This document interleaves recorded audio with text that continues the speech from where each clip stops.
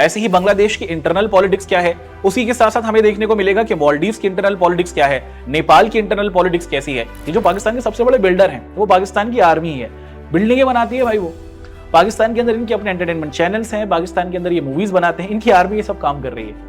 Constitutional monarchy का मतलब है कि ऐसी कंट्री जहां पर हमें दोनों चीजें देखने को मिले। नेपाल के लोगों को रियलाइजेशन होने लगी कि भैया हमें थोड़ी सी रियलिस्टिक जो डेमोक्रेटिक अप्रोच होती है उसकी तरफ बढ़ना होगा। Hello hello hello hello hello दोस्तों, आप सभी का बहुत बहुत स्वागत है हमारी आज की इस क्लास में।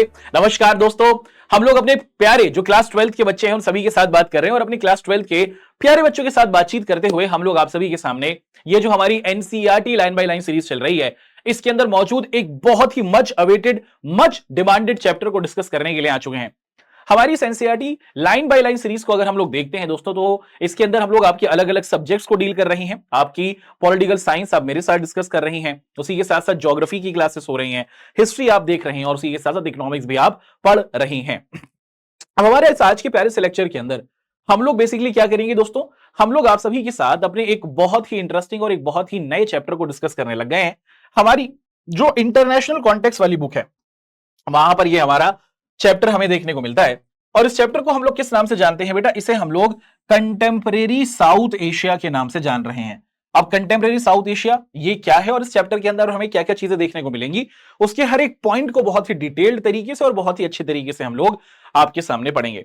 तो ये हमारी NCERT line by line series है, कंटेम्परेरी साउथ एशिया को हम लोग डिस्कस कर रहे हैं और एक तरीके से ये आपका वन शॉट रिवीजन है या फिर हम कह सकते हैं दोस्तों कि ये हमारा वन शॉट लेक्चर है जिसमें एक बहुत अच्छे तरीके से हम लोग इस चैप्टर की सारी कहानी को पढ़ लेंगे। तो चलिए स्टार्ट कर लेते हैं। अब बहुत अच्छे तरीके से हम लोग अपने आज के इस लेक्चर को आपके सामने यहां पर रखना शुरू कर रहे हैं। अगर आप ध्यान से देखते हैं तो हमें यहां पर क्या देखने को मिलता है बच्चे, अगर हम लोग यहां पर ध्यान से देखें तो हमारे सामने ना सबसे पहले आपकी इस बुक के अंदर एक बहुत ही जबरदस्त एक इंट्रोडक्शन दिया जाता है या फिर हमारे सामने एक ओवरव्यू पेश किया जाता है। आप इसे ओवरव्यू कह सकते हैं या फिर आप इसे इंट्रोडक्शन के नाम से भी जान सकते हैं। अब यहां पर ये जो ओवरव्यू या फिर जो इंट्रोडक्शन हमारे सामने दिया जा रहा है इसका मीनिंग क्या है। देखिए, चैप्टर का नाम अगर हम लोग देखें तो हमें देखने को मिलता है कंटेम्परेरी साउथ एशिया। अब ये कंटेम्परेरी साउथ एशिया क्या होता है मेरे दोस्तों, अगर हम लोग कंटेम्परेरी साउथ एशिया को देखते हैं, मान लीजिए कि जो पूरा का पूरा एरिया है ये एशिया है ना, ये जो पूरा का पूरा एरिया है ये एशिया है। यहां पर हमारा नॉर्थ डायरेक्शन होता है, इधर हमारा साउथ डायरेक्शन होता है, इधर हमारा वेस्ट डायरेक्शन होता है और इधर हमारा ईस्ट डायरेक्शन होता है। वो सारी कंट्रीज जो एशिया में साउथ में पड़ती हैं उसे हम लोग साउथ एशियन कंट्रीज के नाम से जानते हैं और बहुत सारी ऐसी कंट्रीज हैं जो हमें एशिया के अंदर साउथ में देखने को मिलती हैं। तो इन सारी कंट्रीज को हम लोग दक्षिण एशियाई देश या फिर साउथ एशियन कंट्रीज के नाम से जानते हैं। ये जो पूरा का पूरा रीजन है या फिर ये जो एशिया का साउथ में आने वाली कंट्रीज का जितनी भी कंट्रीज यहां पर हमें देखने को मिलती हैं, ये सारा का सारा जो एरिया है ये बहुत ज्यादा आप देखते हैं दोस्तों कि उथल पुथल वाला रहा है, यानी कि यहां पर बहुत सारी ऐसी डेवलपमेंट्स हुई हैं जिसने पूरी दुनिया को कहीं ना कहीं हिलाकर रख दिया है और बहुत सारी बड़ी बड़ी जो तरीके की जो चेंजेस हुए हैं वो दुनिया के अंदर हमें साउथ एशिया के इसी रीजन के अंदर होते हुए देखने को मिले हैं, है ना। तो ये चैप्टर कहीं ना कहीं हमें यही बात बता रहा है। क्या बता रहा है भैया, इस चैप्टर के अंदर हम लोग बेसिकली बात करेंगे दोस्तों कि जो पूरा का पूरा रीजन है जिसे हम लोग साउथ एशिया के नाम से जानते हैं, इस साउथ एशिया के अंदर हमें बहुत सारी कंट्रीज देखने को मिलती हैं, जैसे इंडिया हुआ, पाकिस्तान हुआ। हम इसके अंदर देखते हैं दोस्तों कि जो दोनों कंट्रीज हैं इंडिया और पाकिस्तान, इनके बीच में न्यूक्लियर वॉर्स और न्यूक्लियर को लेकर टेंशन होती है। ये दोनों कंट्रीज के बीच में किस तरीके से हमें एक तरीके से रिलेशंस देखने को मिलते हैं। उसी के साथ साथ हम लोग अपने इस चैप्टर के अंदर आपके साथ ये भी डिस्कस करेंगे दोस्तों कि इस पूरे के पूरे रीजन के अंदर इंडिया है ना, इंडिया के अलावा इस पूरे रीजन के अंदर इंडिया के अलावा और उसी के साथ साथ पाकिस्तान के अलावा कुछ और भी कंट्रीज होती हैं, उनको भी हम लोग यहां पर देखते चलते हैं। जैसे हमें देखने को मिलता है दोस्तों कि यहां पर नेपाल है, इंडिया है, पाकिस्तान है, श्रीलंका है, बांग्लादेश है। उसी के साथ साथ हमें यहां पर मालदीव देखने को मिल जाता है, हमें यहां पर भूटान देखने को मिल जाता है। तो ये पूरा का पूरा चैप्टर हमें कहीं ना कहीं इन सारी कंट्रीज के बीच में क्या क्या इनकी इंटरनल पॉलिटिक्स सही है, पाकिस्तान की इंटरनल पॉलिटिक्स क्या है, ऐसे ही बांग्लादेश की इंटरनल पॉलिटिक्स क्या है, उसी के साथ साथ हमें देखने को मिलेगा कि मालदीव्स की इंटरनल पॉलिटिक्स क्या है, नेपाल की इंटरनल पॉलिटिक्स कैसी है और उसी के साथ साथ हमें यह भी जानने का मौका मिलेगा कि श्रीलंका के अंदर कैसे वो अपने देश को चलाते रहे हैं। और फिर उसके बाद ना ये चैप्टर हमें बताएगा कि ये सारी कंट्रीज भारत के साथ किस तरीके के रिलेशंस को रखती हैं। क्या ये कंट्रीज भारत के साथ एक अच्छा रिलेशन रखती हैं या फिर ये कंट्रीज भारत की एक तरीके से एक एनिमी रही हैं या फिर दुश्मन रही हैं। ये पूरा का पूरा चैप्टर हमारी इन्हीं सारी बिंदुओं को एक तरीके से आपके सामने रखता है। तो चलिए भैया स्टार्ट करते हैं और बहुत अच्छे तरीके से आपके सामने मौजूद अपने हर एक पॉइंट को और इसके अंदर मौजूद हर एक बात को बहुत ही अच्छे तरीके से हम लोग समझना शुरू कर लेते हैं। अगर हम लोग देखें हमारी एनसीईआरटी के अंदर सबसे पहला वर्ड ही यहां पर आता हुआ दिखता है, या फिर जो हेडिंग हमें आती हुई दिखती है वो यही है कि भैया what is South Asia. Sir south Asia क्या है, इसके बारे में ही हम लोग सबसे पहले डिस्कस कर लें। We all are familiar with the gripping tension during the India Pakistan cricket match. अरे भैया अभी हुआ है 2-3 दिन पहले, आपको पता है दोस्तों। और हमने देखा है कि इंडिया पाकिस्तान के बीच में जिस तरीके की क्रिकेट मैच के दौरान हमें एक तरीके से टेंशन देखने को मिलती है, वो एक बहुत ही छोटे लेवल की होती है या फिर एक बहुत ही लेस लेवल की होती है ना। इंडिया और पाकिस्तान दोनों ब्रिटिश इंडिया से ही निकले हैं और इन दोनों कंट्रीज की हिस्ट्री और कल्चर कहीं ना कहीं सेम ही रहा था। लेकिन इन दोनों कंट्रीज के वजूद में आने के बाद ही, जब से ये दोनों कंट्रीज हमें एक देश के तौर पर वर्ल्ड के मैप पर आती हुई देखने को मिली हैं, इन दोनों कंट्रीज के बीच में टेंशन बनी हुई है। और जब भी किसी तरीके का कोई कंपटीशन होता है, चाहे क्रिकेट का कंपटीशन हो या फिर किसी और गेम का कंपटीशन हो, तो एक तरीके से जो एक्सपेक्टेशन होती है दोनों कंट्रीज के सपोर्टर्स के बीच में, वो बहुत ज्यादा बड़ी हो जाती है या फिर बहुत ज्यादा इवॉल्व हो जाती है ना। We have also seen the good willing and hospitality shown to the visiting India and Pakistan fans by their host when they come to watch. तो भैया ये आपकी जो स्टोरी है ये कहीं ना कहीं पुरानी है, लेकिन अगर हम करंट सिनेरियो में देखें इंडिया पाकिस्तान के बीच में, अगर हम क्रिकेट मैच की बात करते हैं तो वो स्पेसिफिकली अब उतना ज्यादा आपको हॉस्पिटैलिटेबल नहीं दिखता। यानी कि अब कंट्रीज के बीच में जो प्लेयर्स है उनके बीच में भी अच्छे तरीके से हमें रिलेशंस देखने को नहीं मिल रहे। हालांकि जब ये आपकी बुक लिखी गई है उस टाइम पर जब पाकिस्तान के फैंस इंडिया आया करते थे या फिर इंडिया के फैंस पाकिस्तान जाया करते थे, तो उनके बीच में एक बहुत अच्छी मेहमान नवाजी हुआ करती थी, एक दूसरे का वेलकम बहुत अच्छे तरीके से हुआ करता था। This is a symbolic larger part of south Asia. तो अगर हम देखें दोस्तों कि जो इंडिया और पाकिस्तान है ना, ये लार्जली रिप्रेजेंट करते हैं साउथ एशिया रीजन को। Ours is region where rivalry and goodwill, तो यहां पर हमें लड़ाइयां भी देखने को मिलती हैं और एक दूसरे को आगे बढ़ाने की जो खुशी होती है वो भी देखने को मिलती है। होप एंड डिजायर, एक दूसरे को अच्छा करने की और अपने इलाके को अच्छा करने की एक तरीके से ख्वाहिश देखने को मिलती है। म्यूचुअल सेपरेशन, या फिर हम देखते दोस्तों कि एक तरीके से ना इस पूरे रीजन के अंदर ये देखने को मिलता है कि हमें मिलकर चलना है और अपने इलाके को कहीं ना कहीं हमें इवॉल्व कराना है, ये सारी की सारी दिखती हैं। और ट्रस्ट के भैया हम एक दूसरे पर ट्रस्ट रखेंगे और दूसरे के साथ मिलकर करेंगे, ये सारी अप्रोच देखने को मिलती है। Let us begin by asking the elementary question, what is South Asia. लेकिन सबसे पहले सर आप और हम ये डिस्कस कर रहे थे ये साउथ एशिया है क्या। हमें ये तो पता चल गया कि इंडिया पाकिस्तान दो कंट्रीज हैं जो साउथ एशिया के अंदर मौजूद है, इनके बीच में टेंशन होती रहती है और इन दोनों कंट्रीज के बीच में एक तरीके से माहौल कहीं ना कहीं टेंसी हमें देखने को मिलता है। The expression South Asia usually includes the following countries। तो जब भी हम लोग साउथ एशिया की बात करते हैं उसके अंदर ये सारी कंट्रीज देखने को मिलती हैं, एक एक कर देखते हैं। बांग्लादेश, उसी के साथ साथ भूटान, इंडिया, मालदीव्स, नेपाल, पाकिस्तान एंड श्रीलंका। ये सारी की सारी कंट्रीज जो हैं दोस्तों, ये सारी की सारी कंट्रीज जिनका नाम मैंने अभी आपके सामने मेंशन किया है या फिर आपकी बुक के अंदर देखने को मिलता है, ये सारी की सारी कंट्रीज को ही हम लोग साउथ एशियन कंट्रीज के नाम से जानते हैं, जो एशिया में हमें साउथ में देखने को मिलती हैं। अच्छा, the mighty Himalaya in the north and the vast Indian ocean. तो अगर हम बात करते हैं साउथ एशिया के कॉन्टेक्स्ट में, तो हमें यहां पर देखने को मिलता है दोस्तों कि ये अगर हमारा एशिया है, अगर हम यहां पर ध्यान से देखें दोस्तों कि ये जो हमारा एशिया है इसके अंदर यहां पर नॉर्थ है, यहां पर हमारा वेस्ट है, यहां पर हमारा एक तरीके से हमें ईस्ट देखने को मिला और ये हमारा साउथ देखने को मिला। तो जो साउथ ईस्ट की, अगर हम साउथ एशिया की बात करते हैं ना, तो इसके टॉप पर हमें हिमालय की हमारी जो रेंजेस देखने को मिलती हैं और इसके नीचे वाले पार्ट पर हमें क्या देखने को मिल जाता है दोस्तों कि इसके नीचे वाले पार्ट पर हमें इंडियन ओशन देखने को मिल जाता है। तो ये बहुत ही एक प्रोमिनेंट जगह है। ऊपर से नॉर्थ की तरफ से हमारा साउथ एशिया हिमालय रेंजेस से कवर है और नीचे की तरफ से अगर हम देखते हैं दोस्तों तो यहां पर हमें इंडियन ओशन देखने को मिल जाता है। अच्छा, इसी के साथ साथ अगर हम लोग आगे बढ़ते हैं तो हमें क्या देखने को मिलता है दोस्तों कि इसके वेस्ट और ईस्ट के अंदर भी हमें कहीं ना कहीं नेचुरल जो एक्सेप्टेंस है वो देखने को मिलती है।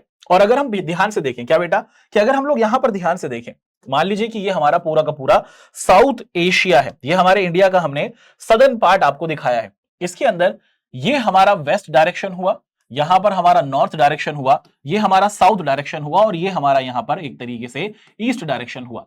अगर आप ध्यान से देखें कि यहां पर हमें देखने को मिलता है दोस्तों कि यहीं पर इंडिया के पास यहां पर पाकिस्तान मौजूद है, यहीं पर हम लोग नीचे की तरफ श्रीलंका को देख लेते हैं, यहीं पर हमें एक तरफ मालदीव देखने को मिल जाता है, यही इंडिया के बराबर में हमें बांग्लादेश देखने को मिल जाता है, यही इसके थोड़ा सा ऊपर हमें नेपाल देखने को मिल जाता है, यही इससे थोड़ा सा आगे हमें भूटान देखने को मिल जाता है ना। तो ये सारी की सारी कंट्रीज इंडिया के पास ही हमें देखने को मिलती हैं। अगर हम ध्यान से देखें कि नॉर्थ में ऊपर की तरफ यहां पर हमारा हिमालय रेंजेस देखने को मिल जाती है, जम्मू कश्मीर के आसपास, उत्तराखंड में, है ना, अरुणाचल प्रदेश के आसपास। और जब हम नीचे की तरफ आते हैं साउथ डायरेक्शन में, तो हमें यहां पर इंडियन ओशन देखने को मिलता है। ये पूरा का पूरा हमारा इंडियन ओशन आपके सामने हमें देखने को मिल रहा है, ये हमारा इंडियन ओशन आपके सामने पूरे तौर पर रहा। अगर हम लोग इसमें वेस्ट की तरफ देखें तो हमें क्या देखने को मिलता है, हमें अरेबियन सी देखने को मिलता है भैया, और उसी के साथ साथ अगर हम लोग इसमें ईस्ट की तरफ देखें तो हमें बे ऑफ बंगाल देखने को मिलता है। क्या देखने को मिलता है? इस यहां पर हमें बे ऑफ बंगाल देखने को मिलता है। तो अगर हम देखें ना, ये जो पूरा का पूरा रीजन है ये कहीं ना कहीं नेचुरली तौर पर एक दूसरे के साथ कनेक्टेड है और यहां पर बहुत सारी अलग अलग चीजें तो है ना, यहां पर ओशन भी है, हमें बे ऑफ बंगाल, बंगाल की खाड़ी भी देखने को मिल जाती है, ऊपर की तरफ हमें हिमालय की रेंजेस भी देखने को मिलती हैं। अगर हम देखें कि इन पूरे की पूरी कंट्रीज के बीच में एक दूसरे को लेकर अलग अलग तरीके की यहां पर लैंग्वेजेस हैं और ये सारे के सारे जो कल्चर हैं वो कहीं ना कहीं एक दूसरे से हमें सिमिलर ही देखने को मिलते हैं। अगर हम देखें the boundaries of the region are not as clear in the east and west, तो अगर हम ध्यान से देखें दोस्तों कि जो हमारी कंट्रीज हमें देखने को मिलती हैं ईस्ट साइड पे और उसी के साथ साथ वेस्ट साइड पे, यहां पर कंट्रीज के बीच में जो डिस्ट्रीब्यूशन है ना वो कहीं ना कहीं हमें बिल्कुल इवन तरीके से या फिर बिल्कुल सही तरीके से डिस्ट्रीब्यूट होता हुआ नहीं दिखता है। As they are in north and the south, Afghanistan and Myanmar are ऑफर included in the decision of the region as the whole. तो वहीं पर हम देखें दोस्तों कि दो कंट्रीज हैं, एक को हम लोग म्यांमार बोल रहे हैं और दूसरे को हम लोग अफगानिस्तान बोल रहे हैं, ये भी अपने आप को साउथ एशिया का ही कहीं ना कहीं कंसिडरेशन कराना चाहती हैं या फिर ये दोनों कंट्रीज भी अपने आप को साउथ एशिया के साथ एसोसिएट कराना चाहती हैं। China is an important player but it is not considered to be the part of this region. तो चाइना जो है दोस्तों, अगर हम ध्यान से देखें है ना, हमें क्या देखने को मिलता है कि अगर हम ध्यान से देखें ऊपर की तरफ यहां पर चाइना बैठा हुआ है, लेकिन चाइना को ना हम लोग साउथ एशिया के अंदर इंक्लूड नहीं करते हैं, यहां तक हमने देखा। In this chapter, we shall use South Asia to mean the 7 countries। तो जब हम लोग यहां पर अपने इस चैप्टर के अंदर साउथ एशिया की बात करते हैं तो हम यहां पर सिर्फ और सिर्फ 7 कंट्रीज के बारे में डिस्कशन करेंगे। And what are those 7 countries? वो हमारी 7 कंट्रीज आपके सामने हैं। एक है बांग्लादेश, दूसरी मालदीव्स, तीसरा इंडिया, चौथा भूटान, नेपाल, पाकिस्तान और श्रीलंका। ये सारी कंट्रीज होंगी जो हमारी 7 एक तरीके से साउथ एशियन कंट्रीज, और इन्हीं को हम लोग टिपिकली आपके साथ इन चैप्टर्स के अंदर, इस चैप्टर के अंदर देखेंगे। Thus defined, South Asia stands for diversity in every sense and yet constitutes one of geopolitical space। तो अगर हम देखें दोस्तों कि जो पूरा का पूरा हमारा ये साउथ एशिया का रीजन हमें देखने को मिलता है, यहां पर अगर हम लोग ध्यान से देखें तो हमें देखने को मिलती है कि यहां पर डाइवर्सिटी है, यानी कि अलग अलग लैंग्वेज है, अलग अलग कल्चर है, अलग अलग तरीके के रिलीजन्स हैं, मगर उसी के साथ साथ इन सारी इलाकों के अंदर ना एक तरीके से हमें टुगेदरनेस भी देखने को मिल जाती है। और यहां पर देखने को मिलता है दोस्तों कि ये जो सारी की सारी कंट्रीज हैं इनमें कभी कभार टेंशन भी होती है, जो इस पूरे इलाके की जो पॉलिटिकल स्ट्रक्चर होता है ना उसे कहीं ना कहीं बदलता है। तो अभी हमने सबसे पहले आप सभी के साथ साउथ एशिया से हमारा क्या मीनिंग है उसको देखा कि एशिया के अंदर वो इलाका जो साउथ में पड़ता है, और लार्जली अगर हम लोग बात करते हैं तो यहां पर 7 कंट्रीज को कंसिडर किया जाता है।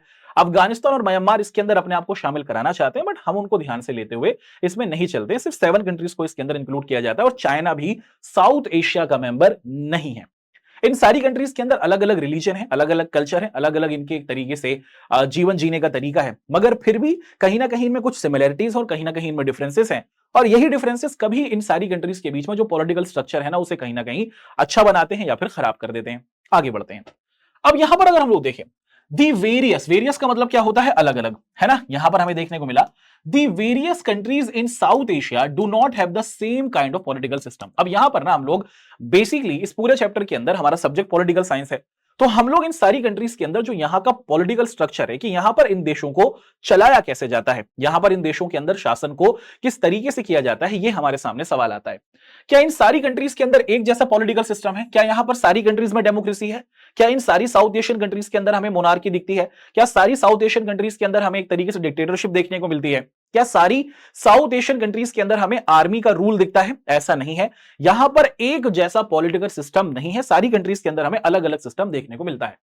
Despite many problems and limitations, Sri Lanka and India have successfully operated a democratic system since the independence। तो भैया बात अगर की जाती है इंडिया और श्रीलंका की, इंडिया को आजादी मिलती है 1947 में फ्रॉम ब्रिटिशर्स, है ना। तो अंग्रेजों से हमें क्या मिलती है बेटा? एक तरीके से आजादी मिल जाती है 1947 में। एंड इन मीनवाइल अगर हम देखें दोस्तों कि इसके लगभग एक साल बाद ही 1948 में श्रीलंका को भी आजादी हासिल हो जाती है, और श्रीलंका को भी किनसे आजादी हासिल होती है? श्रीलंका भी ब्रिटिशर्स से ही आजादी हासिल करता है। जब से हिंदुस्तान और श्रीलंका आजाद हुए हैं तब से लेकर आज तक के सिनेरियो में श्रीलंका और इंडिया के अंदर हमें डेमोक्रेटिक अप्रोच ही देखने को मिलती है। यहां पर इलेक्शंस होते हैं, यहां पर इलेक्टेड गवर्नमेंट होती है, यहां पर कॉन्स्टिट्यूशन होता है, और कॉन्स्टिट्यूशन के जरिए इन कंट्रीज को चलाया जाता है। तो इंडिया और श्रीलंका के अंदर अगर हम लोग देखें दोस्तों तो हमें यहां पर देखने को मिलता है कि भैया यहां पर डेमोक्रेसी या फिर यहां पर हमें लोकतंत्र जो है वो मौजूद देखने को मिल जाता है। अब बढ़ते हैं आगे। अब हम लोग आगे देखते हैं क्या You will study more about the evolution of democracy in India in the textbook that deals with the political system. तो अगर हम देखें इंडिया के अंदर डेमोक्रेटिक स्ट्रक्चर कैसे आया है, उसके लिए हमारी स्पेसिफिक बुक है इंडिया सिंस इंडिपेंडेंस, उसके अंदर हम इसे डिटेल से पढ़ेंगे. It is the, of course, possible to point out many limitations of India's democracy, but we have to remember the fact that India has remained a democracy throughout the existence as an independent country.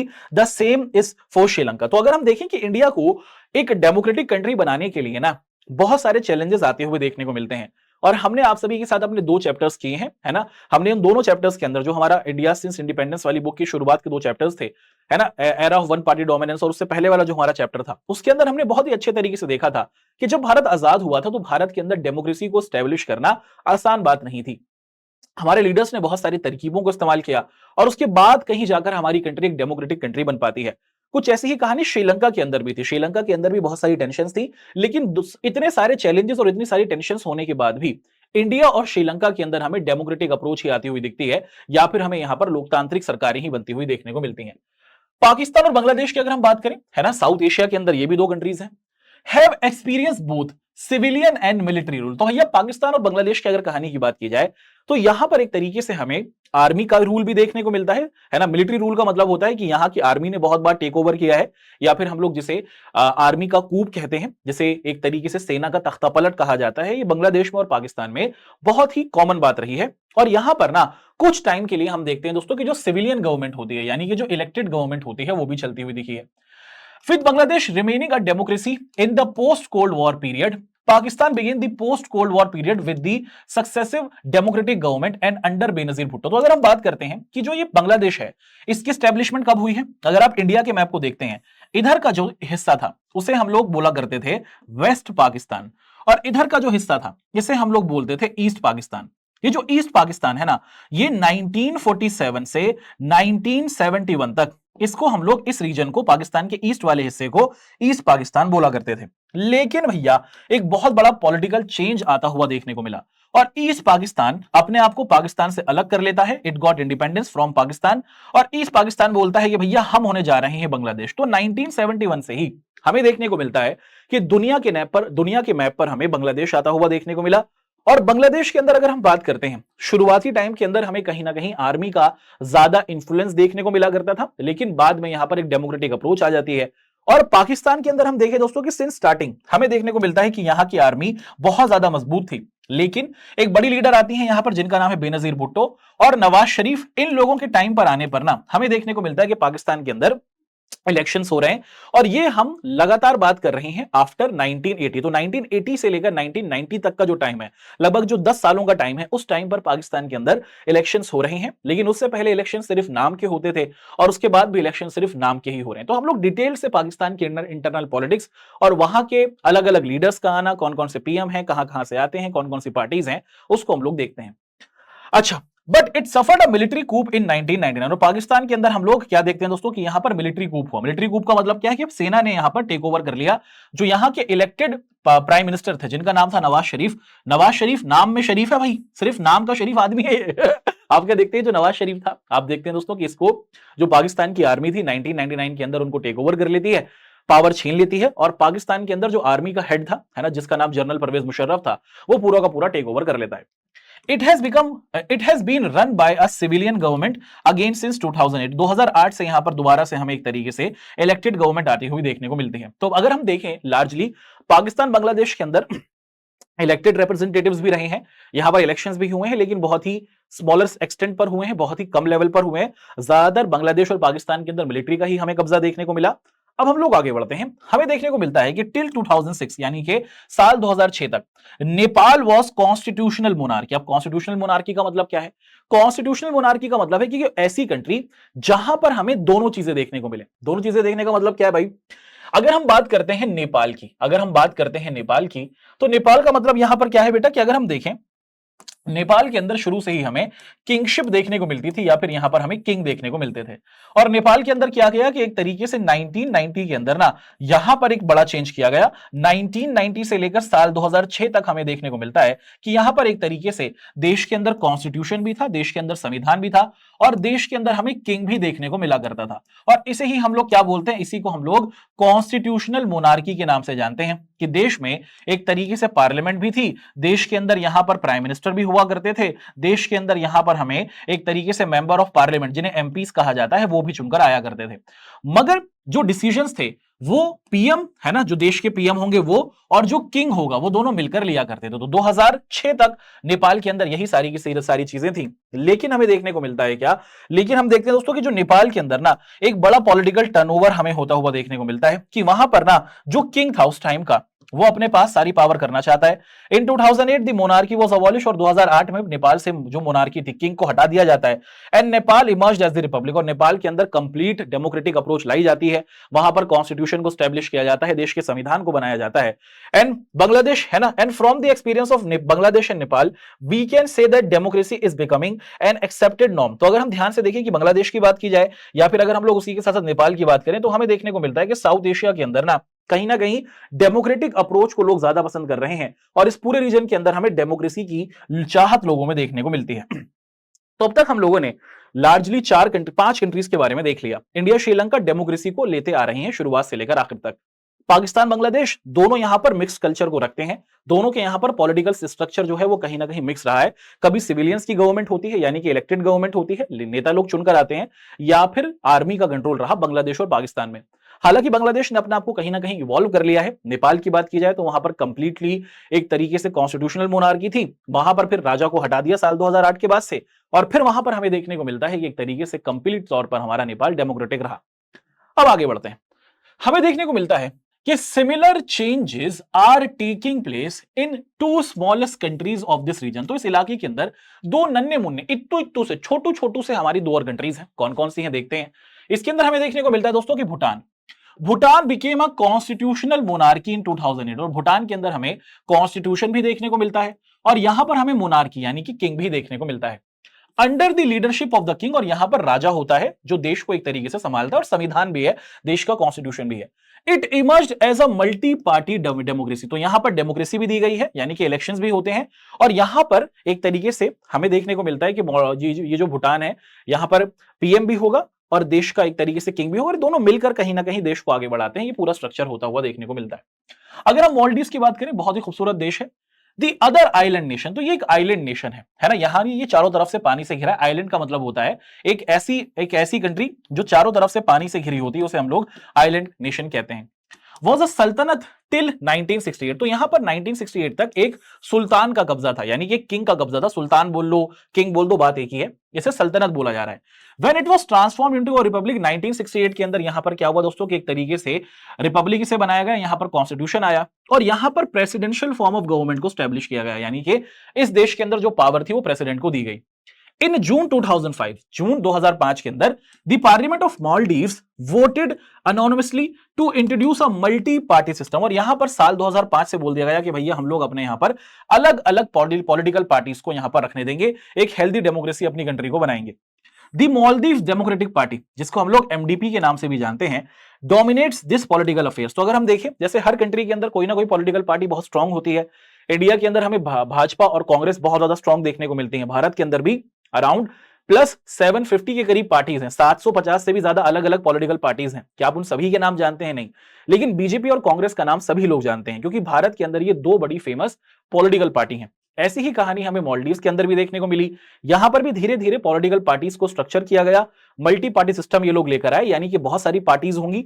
और इस पूरे reason के अंदर मालदीव्स के अंदर अगर हम लोग देखें तो जो एमडीपी पार्टी है, मालदीव्स डेमोक्रेटिक पार्टी, ये इस रीजन के अंदर काफी ज्यादा स्ट्रांग है और उन्होंने 2018 के जो इलेक्शंस हुए हैं ना उसके अंदर भी बहुत अच्छे नंबर से अपनी जो पूरी की पूरी कंट्रोल है ना वो मालदीव्स के अंदर बनाए रखा है। तो अभी तक तो हमने यहां पर जो देखा और अब तक का जो हमारा पूरा का पूरा इवैल्यूएशन रहा है, हम ये तो देख पाए हैं कि भैया इस पूरे इलाके के अंदर पॉलिटिकल सिस्टम सेम नहीं है मेरे भाई, है ना। यहां तक की बात हम लोग देख चुके हैं। Despite the mixed record of democratic experience, the people in all these countries share the aspiration of democracy। क्या इन सारे कंट्रीज के अंदर डेमोक्रेसी है? नहीं है। सिर्फ इंडिया और श्रीलंका के अंदर ही एक हेल्दी डेमोक्रेसी रही है, वरना बाकी सारी कंट्रीज के अंदर कंप्लीट डेमोक्रेसी है ही नहीं। लेकिन अगर हम देखें दोस्तों कि इस इलाके के अंदर जो अलग अलग लोग हैं वो एस्पिरेशन रखते हैं। एस्पिरेशन का मतलब क्या होता है बेटा? एस्पिरेशन का मतलब होता है कि यहां पर जो रहने वाले लोग हैं वो इच्छा रखते हैं। सर इच्छा कौन? अरे मेरे भाई, इच्छा का मतलब होता है ख्वाहिश, है ना। इच्छा का मतलब होता है कि ये लोग विश करते हैं कि हमारी कंट्री के अंदर भी कहीं ना कहीं डेमोक्रेसी होनी चाहिए।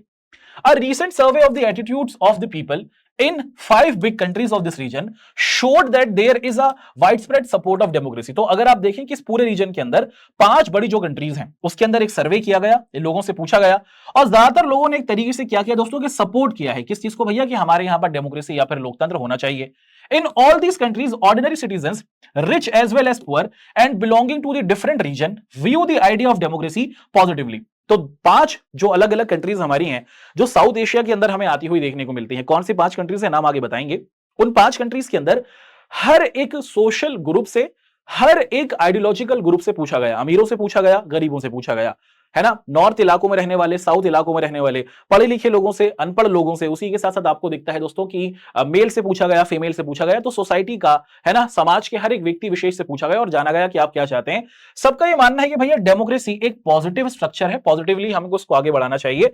They prefer democracy over any other form. और इनका मानना है कि भैया डेमोक्रेटिक अप्रोच ही सबसे बड़ी अप्रोच होती है and think that democracy is suitable for their country. और इन सारी 5 अलग अलग कंट्रीज के अंदर रहने वाले जो लोग हैं, इन्होंने बोला कि भैया हमारे यहां तो डेमोक्रेसी ही अच्छी एक क्या है दोस्तों के पॉलिटिकल सिस्टम हो सकता है। There are significant finding for it was earlier believe that democracy could not flourish and find support only in prosperous countries. तो दुनिया के अंदर अगर हम देखें दोस्तों, ये जो डेमोक्रेटिक स्ट्रक्चर आता हुआ देखने को मिलता है और इसकी शुरुआत स्पेसिफिकली हमें वेस्टर्न कंट्रीज के अंदर होती हुई देखने को मिली। यानी कि हम लोग यहां पर बात करते हैं अमेरिका की, या फिर हम बात करते हैं नॉर्थ अमेरिकन कंट्रीज की, जैसे इसमें कनाडा हुआ, उसके साथ साथ यूएसए हुआ, या फिर जो हमारी यूरोपियन कंट्रीज हैं।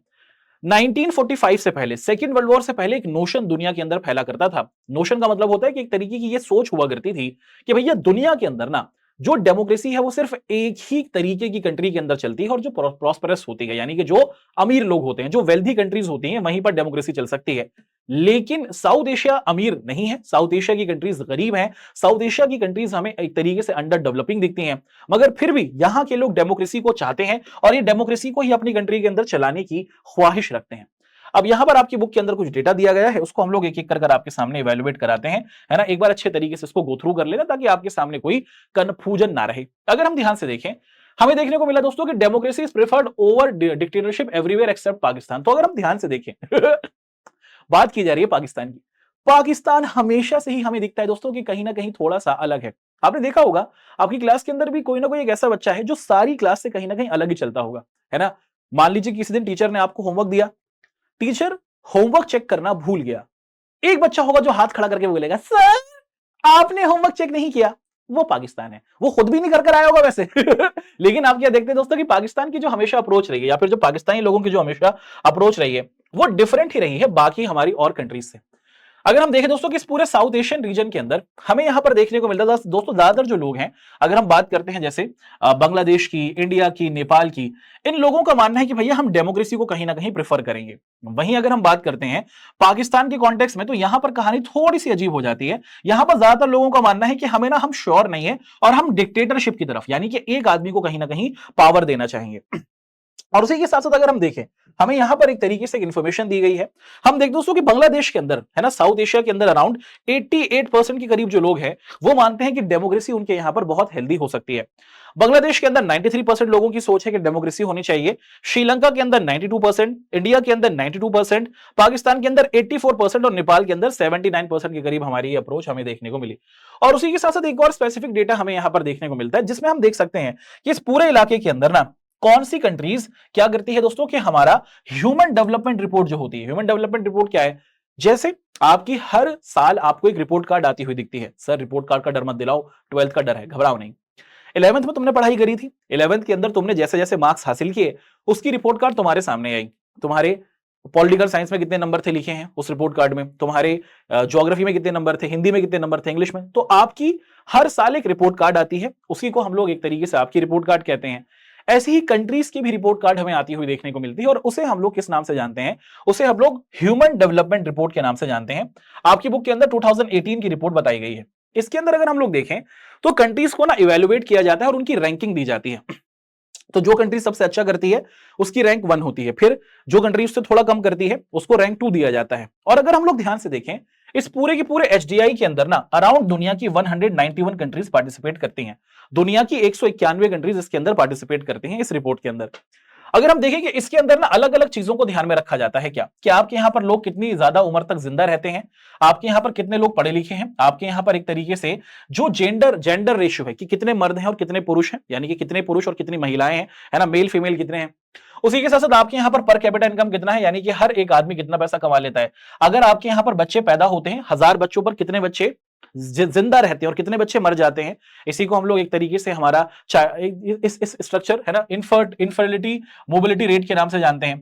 आपके यहां पर आप देखते हैं दोस्तों कि जो टीबी के केसेस वो किस तरीके से हैं, और आपके यहां पर गरीबी का तो ये कुछ अलग अलग एट्रीब्यूट्स हैं जहां पर हम लोग कंट्रीज को इवेलुएट करते हैं। दुनिया के अंदर जब से ये ह्यूमन डेवलपमेंट रिपोर्ट स्टार्ट हुई है, कब से स्टार्ट हुई है बेटा, ये ह्यूमन डेवलपमेंट रिपोर्ट अपन को स्टार्ट होती हुई देखने को मिली है 1991 से। एंड सिंस 1991 एक स्पेसिफिक कंट्री है जिसे हम लोग नॉर्वे कहते हैं। ओ भैया तगड़ा मचाते हैं नॉर्वे के जो लोग हैं, वो हमेशा इस रिपोर्ट के अंदर हमें नंबर 1 पर ही आते हुए देखने को मिल रहे हैं। नॉर्वे के अंदर बाकी सारी चीजें बहुत बढ़िया है, they are doing phenomenally good. Norway की बात हो रही है। साउथ एशियन कंट्रीज का क्या हाल है, साउथ एशियन कंट्रीज 191 कंट्रीज के अंदर ना बहुत अच्छा रैंक हासिल नहीं करती हैं। अगर हम बात करते हैं दोस्तों किसकी, अगर हम बात करते हैं बांग्लादेश की, तो बांग्लादेश की स्पेसिफिक स्ट्रक्चर दिए हैं, बांग्लादेश 136वें नंबर पर है ना, सॉरी हाँ, बांग्लादेश हमारे 136वें नंबर पर है। अगर हम इंडिया की बात करें तो इंडिया 130वें नंबर पर है। नेपाल की बात करें तो 149 नंबर पर है। पाकिस्तान की बात करें तो 150वें नंबर पर है। और श्रीलंका की बात करें तो ये हमें 76 नंबर पर देखने को मिलता है। और यहां पर अगर हम लोग देखें दोस्तों कि इंडिया का या फिर साउथ एशिया के अंदर मौजूद कोई भी कंट्री हमें +50 वाली रीजन में भी नहीं दिखती, यानी कि इस रीजन के अंदर चीजें उतनी ज्यादा अच्छी नहीं है। यहां पर लोगों की डेमोक्रेसी को लाने की सोच है, मगर ये जो रीजन है, ये जो पूरा का पूरा हमारा साउथ एशिया है, ये उतना ज्यादा स्ट्रांग नहीं है। यहां पर डेवलपमेंट की बहुत ज्यादा गुंजाइश है। यहां पर नौकरियां नहीं है, यहां पर लोग मर रहे हैं, यहां पर एजुकेशन नहीं है, यहां पर इलाज नहीं है, यहां पर बहुत सारी टेंशन है, और इसीलिए ये कंट्रीज एचडीआई रिपोर्ट के अंदर ज्यादा अच्छी परफॉर्मेंस नहीं दे पा रही है।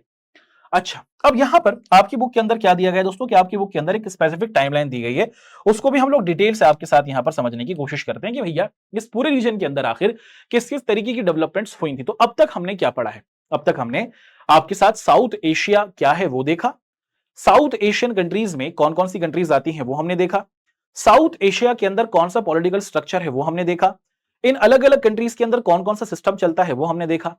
इसके बाद फिर हमने आप सभी के साथ देखा कि यहां पर डेमोक्रेसी को हासिल करने की कोशिश है सिवाय पाकिस्तान के, उसको हमने समझ लिया। अब अगर हम लोग ध्यान से देखें कि इस पूरे रीजन के अंदर ना एक स्पेसिफिक टाइमलाइन हमें दी गई है, हम इस पूरी टाइमलाइन को अच्छे से पढ़ेंगे, लेकिन यहां पर ना हम लोग इसको एक बार देख भी लेते हैं, क्योंकि आपकी बुक में यहां पर इसे दिया गया है। क्या इंडिया और पाकिस्तान जो है दोस्तों, ये दोनों कंट्रीज आजाद होती हैं 1947 में, और ब्रिटिश इंडिया से दो कंट्रीज इंडिया और पाकिस्तान दुनिया के मैप पर आती हैं।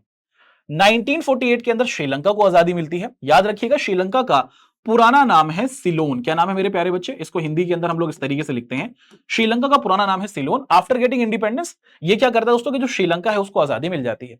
और फिर उसी के साथ साथ 1948 के अंदर ही इस साउथ एशियन रीजन के अंदर इंडिया पाकिस्तान की झगड़ा भी हो जाता है, जो कश्मीर को लेकर होता है। तो आजादी के एक साल बाद ही 1948 में इंडिया और पाकिस्तान के बीच में टेंशन हो जाती है, फड्डा हो जाता है, झगड़ा हो जाता है कश्मीर को लेकर। फिर हम लोग 1954 से 1955 के बीच में पाकिस्तान को देखते हैं कि भैया वो ना कोल्ड वॉर के दौरान एक तरीके से जो अमेरिका वाला ब्लॉक है, जिसे हम लोग सीटो और सेंटो के नाम से जानते हैं, उस ग्रुप का मेंबर बन जाता है। 1960 के अंदर इंडिया और पाकिस्तान के बीच में इंडस वाटर ट्रीटी होती है। अभी इंडस वाटर ट्रीटी क्या है डिटेल से हम लोग पढ़ेंगे। 1962 के अंदर इंडिया और चाइना के बीच में वॉर हो जाती है। 1965 में इंडिया पाकिस्तान के बीच में हमें वॉर होती हुई दिखती है, और जिसके अंदर हमें देखने को मिलता है दोस्तों कि जो यूनाइटेड नेशंस है वो अपना इंटरवेंशन देता है, और जिसके अंदर इंडिया विनर बनता है। हमारा प्यारा भारत 1965 की वॉर को जीतता है। फिर 1966 के अंदर हमें दिखता है कि इस वॉर के खत्म होने के बाद ताशकंद अग्रीमेंट होता है, और इस ताशकंद अग्रीमेंट के अंदर हमें देखने को मिलता है दोस्तों कि जो है ना, ये इंडिया की क्या होती है दोस्तों कि एक तरीके से विनिंग अनाउंस कर दी जाती है। अच्छा, 1966 के अंदर ही जो ईस्ट पाकिस्तान था और वहां के लीडर है शेख मुजीबुर रहमान, वो डिमांड करते हैं कि हमारे रीजन के अंदर यानी कि ईस्ट पाकिस्तान के अंदर उनको कुछ कंट्रोल दिया जाए। 1971 के अंदर ये जो हमें देखने को मिलता है दोस्तों कि जो ईस्ट पाकिस्तान था वो बांग्लादेश बन जाता है। अगस्त 1971 के अंदर इंडो सोवियत जो ट्रीटी है वो हमें होती हुई दिखती है कि इंडिया और सोवियत यूनियन 20 साल की दोस्ती का एक अग्रीमेंट कर लेते हैं। और यहां पर हमें देखते हैं दोस्तों कि दिसंबर के महीने में 1971 के अंदर इंडिया पाकिस्तान वॉर और बांग्लादेश हमें बनता हुआ दिख जाता है।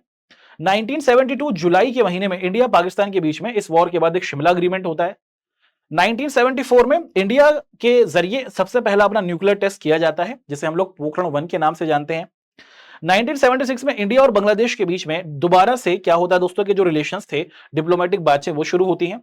1985 के अंदर इस इलाके के अंदर एक ग्रुप बनाया जाता है जिसे हम लोग सार्क के नाम से जानते हैं, और जिसका जो पहली समिट होती है वो हमें बांग्लादेश के ढाका में होती हुई देखने को मिलती है।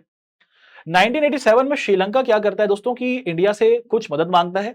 इंडियन अपनी आर्मी को यहां पर भेजते हैं, जिसे हम लोग इंडियन पीस कीपिंग फोर्स कहते हैं, आईपीकेएफ, और ये 1987 से 1999 तक श्रीलंका के अंदर रहते हैं। 1988 के अंदर इंडिया क्या करता है दोस्तों कि एक तरीके से मालदीव्स की भी मदद करता है, और वहां पर ना एक क्या होता है दोस्तों कि वहां पर वहां की जो इलेक्टेड गवर्नमेंट थी उस पर अटैक हो रहा था, मालदीव्स की गवर्नमेंट को मदद करता है हमारा इंडिया।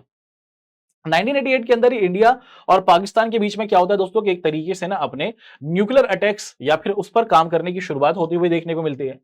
1998 से लेकर 1991 के बीच में हमें पाकिस्तान और बांग्लादेश के अंदर दोबारा से डेमोक्रेटिक इलेक्शंस होते हुए दिखते हैं, और नेपाल भी डेमोक्रेटिक बन जाता है। 1996 के अंदर हमें देखने को मिलता है कि इंडिया और बांग्लादेश के बीच में फरक्का ट्रीटी होती है। फरक्का ट्रीटी गंगा के पानी को लेकर एक ट्रीटी है। 1998 के अंदर हमें इंडिया और पाकिस्तान के जरिए न्यूक्लियर टेस्ट होते हुए दिखते हैं, जिसमें दोनों पास हो जाते हैं, दोनों सक्सेसफुल न्यूक्लियर कंट्रीज बनते हैं। फिर 1998 दिसंबर के महीने में इंडिया और श्रीलंका के बीच में फ्री ट्रेड एग्रीमेंट होता है कि हम कम से कम लेवल पर टैक्स लगाकर बिजनेस करेंगे। 1999 के अंदर फरवरी के महीने में इंडिया क्या करता है दोस्तों कि हमारे जो पीएम थे उस टाइम के वाजपेयी साहब, वो लाहौर तक जाते हैं बस के जरिए, ताकि इंडिया पाकिस्तान के रिलेशंस को कूल डाउन किया जा सके। 1999 में जून जुलाई के अंदर कारगिल की लड़ाई हो जाती है, जिसमें इंडिया पाकिस्तान दोबारा झगड़ा कर लेते हैं। जुलाई 2001 के अंदर वाजपेयी मुशर्रफ साहब की दोबारा से मीटिंग होती है आगरा के अंदर, जो अनसक्सेसफुल रहती है। 2004 में जुलाई के महीने में साफ्टा साइन किया जाता है, जो 12th सार्क समिट के अंदर होता है, जो इस्लामाबाद में होता है, जिसका मतलब है कि इस पूरे रीजन के अंदर बिजनेस को बढ़ाया जाए। साल 2007 में अफगानिस्तान क्या करता है, सार्क को ज्वाइन कर लेता है, और 2014 के अंदर नवंबर के महीने में 18th जो हमारा समिट हुआ है वो हमें काठमांडू नेपाल में होता हुआ देखने को मिला। तो आपके इस बुक के अंदर 1947 से since the Inception of India हमें देखने को मिलता है 2014 तक की जितनी भी बड़ी और मेजर पॉलिटिकल डेवलपमेंट्स हुई हैं, उसको हमने एक एक करके टाइमलाइन आपके साथ डिस्कस की है। अब इनको हम ना डिटेल से पढ़ेंगे, पूरा चैप्टर आपको इन्हीं सारी बातों के बारे में डिटेल से पूरा का पूरा जानकारी देता है। तो चलिए अब यहां से हमारी जो कहानी है उसे हम लोग एक एक करके डिस्कस कर लेते हैं। और सबसे पहले ना हमारे पास मौजूद एक कंट्री है जिसे हम लोग पाकिस्तान कहते हैं। तो पाकिस्तान के अंदर मौजूद जो डेवलपमेंट्स हैं, पाकिस्तान के अंदर जो बड़े बड़े चेंजेस हैं, पाकिस्तान के अंदर जो बड़े बड़े स्ट्रक्चर रहे हैं और उनकी क्या क्या पूरी की पूरी कहानी रही है, उसे हम लोग यहां पर अच्छे तरीके से देखते हैं। क्या है point? The military and democracy in Pakistan. ठीक है, तो पाकिस्तान की जो इंटरनल पॉलिटिक्स है उसको हम लोग यहां पर एक एक कर आपके सामने अब समझना शुरू कर रहे हैं। चलिए स्टार्ट करते हैं बच्चे। हम यहां पर देखते हैं कि after Pakistan framed it's first constitution, Pakistan का पहला कॉन्स्टिट्यूशन। जी हां, has Pakistan made many constitutions? Yes, Pakistan के जरिए बहुत सारे कॉन्स्टिट्यूशंस को बनाया गया है। ये लोग अपने हिसाब से ही चीजों को क्या करते हैं दोस्तों के चेंज करते रहते हैं। देखो इंडिया आजाद हुआ 1947 में, इंडिया आजाद हुआ 1947 में, और इंडिया ने अपना कॉन्स्टिट्यूशन 1950 के अंदर एक तरीके से तैयार कर लिया और हम एक रिपब्लिक बन गए, हम कॉन्स्टिट्यूशन से चलने वाली कंट्री बन गए। पाकिस्तान भी हमारे साथ ही आजाद हुआ है कि नहीं हुआ? जी हां, 14 अगस्त 1947 को पाकिस्तान अपनी आजादी का दिवस मनाता आ रहा है। 14 अगस्त को उनको आजादी मिल गई थी उनके हिसाब से। अब भारत को कॉन्स्टिट्यूशन मिल गया 1950 में। पाकिस्तान का कॉन्स्टिट्यूशन हमें बनता हुआ देखने को मिलता है दोस्तों कि 1957 और 58 के आसपास हमें बनता हुआ देखने को मिलता है। तो काफी लंबा टाइम इनके अंदर इन लोगों ने क्या किया दोस्तों कि कॉन्स्टिट्यूशन को बनाने में लगा दिया, और जो उनका पहला कॉन्स्टिट्यूशन बना वो उतना ज्यादा इफेक्टिव नहीं था, वो उतना ज्यादा स्ट्रांग हमें देखने को नहीं मिलता है। जनरल अयूब खान एक पॉलिटिकल लीडर है, बेसिकली आर्मी से ही आते हैं, है ना, आर्मी के जनरल हैं general Ayub Khan. Took over the administration of the country and soon got himself elected. देखो पाकिस्तान के अंदर ना अगर हम ध्यान से देखें 1947 से लेकर 1957 तक की अगर हम बात करते हैं तो यहां पर भी एक तरीके से गवर्नमेंट हुआ करती थी, और यहां की जो गवर्नमेंट थी उसको भी हम लोग इंटरिम गवर्नमेंट के तौर पर ही देख रहे थे। अच्छा, यहां पर भी एक तरीके से इलेक्शंस होते थे, लेकिन वो बिल्कुल हेल्दी इलेक्शंस नहीं थे, कोई भी अपने हिसाब से यहां पर इलेक्टेड हो रहा था। और एक बहुत ही फेमस कोटेशन चला करती है उस टाइम के हिसाब से, पता है क्या? पंडित नेहरू की ये कोटेशन है, जो हमारे उस टाइम के प्राइम मिनिस्टर थे। पंडित नेहरू ने ये बोला था क्योंकि पाकिस्तान के अंदर ना एक तरीके से स्टेबिलिटी नहीं थी, एक एक साल के अंदर आपको दो दो प्राइम मिनिस्टर दिखते हैं 1947 से लेके 1957 तक की अगर हम बात करें 10 सालों में पाकिस्तान के पास बहुत सारे पीएम रहे थे भाई। पंडित नेहरू का ये बोलना था और पंडित नेहरू की कोटेशन बहुत जबरदस्त है कि जितने में कपड़े नहीं बदलता पाकिस्तान तो उतने पीएम बदल लेता है ना। तो ये बताता है कि पाकिस्तान के अंदर शुरुआती टाइम से ही मामला बहुत खराब था, वहां पर बहुत ज्यादा इंस्टेबिलिटी थी, वहां पर पॉलिटिकल स्ट्रक्चर बहुत ज्यादा कमजोर था, कॉन्स्टिट्यूशन वो लोग सही टाइम पे नहीं बना पाए भाई, और उसीलिए आज तक वो कहीं ना कहीं हमें परेशानी देखने को मिलते हैं। हमें देखने को मिला कि पाकिस्तान का जो कॉन्स्टिट्यूशन था वो इतना स्ट्रांग तो नहीं था। अब यहां पर ना मौका देखकर कहानी के अंदर एंट्री करता है पाकिस्तान का आर्मी जनरल जिसका नाम है जनरल अयूब खान। जनरल अयूब खान बोलता है कि भैया हम हो गए हैं अपने आप ही, इन्होंने खुद ही अपने आप को इलेक्टेड बता दिया कि पब्लिक ने मेरे को चुना है कुछ ऐसा हुआ नहीं था, ही हिमसेल्फ गॉट इलेक्टेड, उसने अपने आप को एक तरीके से बोल दिया कि मैं चुनकर आया हूं। He had to give up office when there was a popular dissatisfaction against his rule। लेकिन आप देखते हैं दोस्तों कि इसको हटा दिया गया। ये जो हमें देखने को मिलता है जनरल अयूब खान है, इसको 1965 में ना पब्लिक इससे बहुत ज्यादा डिससेटिस्फाई हो गई। क्यों? क्योंकि भैया इसकी हार हुई है। इंडियन गवर्नमेंट ने और इंडियन आर्मी ने जनरल अयूब खान को एक तरीके से हराया। इंडिया पाकिस्तान की वॉर होती है 1965 में, और जनरल अयूब खान इसके अंदर हारता है, पाकिस्तान हारता है, तो जनरल अयूब खान को हटा दिया जाता है। This gave a way to a military take over once again. अब दोबारा से पाकिस्तान के अंदर हमें एक मिलिट्री टेक ओवर होता हुआ देखने को मिलता है, और अब कहानी के अंदर जनरल याहिया खान हमें आता हुआ देखने को मिलता है। देखो नाम बड़े ही आपको पिक्यूलियर से लग रहे होंगे, बहुत ही अजीब से लग रहे होंगे, है ना। ये आपको देखते हैं कि अरेबिक नाम है तो इसी वजह से हमें थोड़े से अजीब से देखने को मिलते हैं। हम देखते हैं दोस्तों कि जनरल अयूब खान रहा पाकिस्तान का पहला एक बड़े लेवल पर बड़ा नेता जो 1965 तक देश को चलाता है। लेकिन 1965 के बाद अब कहानी के अंदर एक बड़ा लीडर आ रहा है, एक नया लीडर आ रहा है, और उस नए लीडर को हम लोग किस नाम से जान रहे हैं? उस लीडर को हम लोग जनरल याह्या खान के नाम से जान रहे हैं, है ना। तो ये भैया हमारे याह्या खान साहब हैं जो हमें आते हुए देखने को मिले। अब क्या हुआ? During Yahya's military rule Pakistan faced Bangladesh crisis. तो जो हाल जनरल अयूब खान का हुआ था 1965 की वॉर, जनरल अयूब खान आ रहा था और याहिया खान पावर में आता है, बोलता है कि भैया अयूब खान तो बेकार था, अपन संभालेगा। लेकिन जनरल याहिया खान के साथ भी हमें क्या देखने को मिलता है दोस्तों कि ये भी एक तरीके से कंट्री को नहीं चला पाता, और 1971 में ना इंडिया पाकिस्तान की वॉर होती है, और एक तरीके से इंडिया क्या करता है दोस्तों कि एक तरीके से इंडिया पाकिस्तान को हराता है, और जो ईस्ट पाकिस्तान था वो एक तरीके से क्या होता है दोस्तों कि वो एक तरीके से एक इंडिपेंडेंट कंट्री बन जाता है, और उसको हम लोग बांग्लादेश के नाम से जानते हैं। अब यहां पर ना याहिया खान के भी नाम की थू-थू हो रही है। याहिया खान को भी लोग कह रहे हैं कि भाई ये क्या है, कैसे लीडर्स हैं हमारे, कैसे हमारी कंट्री को संभालने वाले लोग हैं, पाकिस्तान के लोग ऐसा फील कर रहे हैं। अब क्या हुआ? After this an elected government under the leadership of Zulfikar Ali Bhutto came. अब यहां पर पाकिस्तान के अंदर 1971 के बाद एक तरीके से थोड़ी सी स्टेबिलिटी हमें आती हुई देखने को मिलती है, क्योंकि कहानी के अंदर हमें जुल्फिकार अली भुट्टो एक बड़े लीडर आते हुए देखने को मिलते हैं। ही केम इन पावर फ्रॉम 1971 टू 1977। तो 1971 से लेकर 1977 तक हमें देखने को मिलता है कि जुल्फिकार अली भुट्टो, है ना, जुल्फिकार अली भुट्टो जो है वो हमें पावर के अंदर आते हुए दिखते हैं। The Bhutto government was removed by general Ziaul हक इन 1977। लो भैया दोबारा से पाकिस्तान के अंदर आर्मी ने अपना एक तरीके से क्या कर दिया दोस्तों कि अमला दखला डालना शुरू कर दिया। पाकिस्तान की आर्मी ने जो ये इलेक्टेड गवर्नमेंट थी जो 7 साल के करीब चल रही थी, इसको हटाया गया। तो जनरल अयूब खान जो है इनको हटाया जा रहा है, और इसको हटाया जाता है जिया के जरिए। जियाउल हक करके एक लीडर है ना, वो क्या करता है दोस्तों कि एक तरीके से पूरे तौर पर कंट्रोल अपने पास कर लेता है। तो पाकिस्तान की जो डेमोक्रेटिक अप्रोच रही है वो काफी आपको स्टेबल देखने को मिलती है। जैसे अगर हम लोग यहां पर ध्यान से देखें बेटा, एक एक कर मैं एक बार आपको जल्दी से इस चीज को अगर रिवाइज कराऊं, हमने सबसे पहले क्या देखा? हमने देखा कि 1947 से लेकर 1957 तक इनके पास भैया कॉन्स्टिट्यूशन ही नहीं है, कहानी के अंदर कोई बड़ा प्लेयर नहीं है।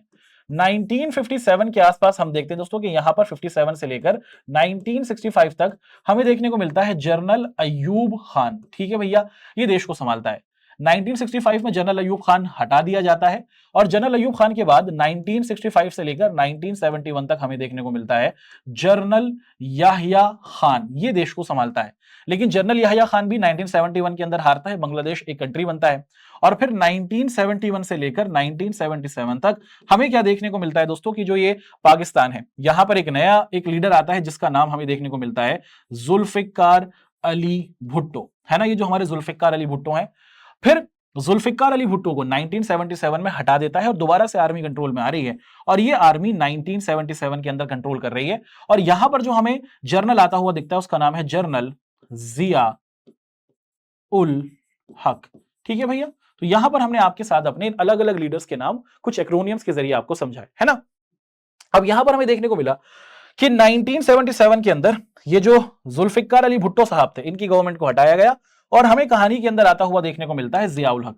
जियाउल हक 1977 से लेकर 1982 तक क्या करता है, देश के अंदर संभालता है, लेकिन ये डेमोक्रेसी को दबा नहीं पाता। आर्मी के कंट्रोल को यहां पर पब्लिक क्या बोलती है दोस्तों, क्या चैलेंज करती है। और टाइम आ जाता है 1982 का, और 1982 के अंदर इस देश के अंदर हमें डेमोक्रेटिक अप्रोच फाइनली आती हुई दिख रही है।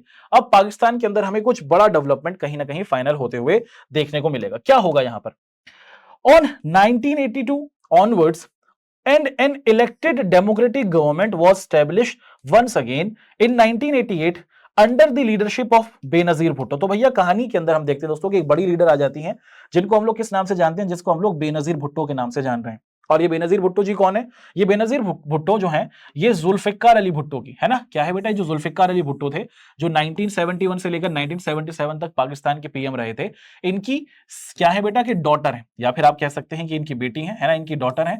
और ये 1988 से आपको दिखता है दोस्तों कि ये पावर के अंदर आ गई हैं। तो 1988 से पाकिस्तान के अंदर दोबारा से डेमोक्रेटिक अप्रोच हुई है, और यहां पर हमें देखने को मिलता है कि इस बार ना हम क्या देख पा रहे हैं कि एक फीमेल लीडर पाकिस्तान के अंदर आई हैं, जिनका नाम है जुल्फिकार, जिनका नाम है Benazir Bhutto. In the period the followed, Pakistan policies centered around the competition between her party and Pakistan People's Party and the Muslim। उसी के साथ साथ हमें देखने को मिलता है दोस्तों कि यहां पर हम लोग इसे मुस्लिम लीग। तो पाकिस्तान के अंदर हम देखते हैं कि तीन अलग अलग पॉलिटिकल पार्टीज इस टाइम ड्यूरेशन के अंदर आ जाती हैं। कौन कौन सी पॉलिटिकल पार्टीज आती हैं पाकिस्तान के अंदर, तीन मेजर पार्टीज हमें आती हुई देखने को मिल जाती हैं। कौन कौन सी हैं, 1982 के बाद से लेकर 1999 तक ना पाकिस्तान के अंदर तीन बड़ी पॉलिटिकल पार्टीज हैं। एक तो कहलाती है पीपीपी, इसकी फुल फॉर्म क्या है, पाकिस्तान पीपल्स पार्टी, है ना, पाकिस्तान पीपल्स पार्टी हमें आती हुई देखने को मिलती है। एक हमें आती हुई देखने को मिलती है दोस्तों के पाकिस्तान मुस्लिम लीग, जिसे हम लोग पीएमएल के नाम से जानते हैं, है ना। और एक और जो हमारी पार्टी हमें आती हुई देखने को मिलती है, एक है ना,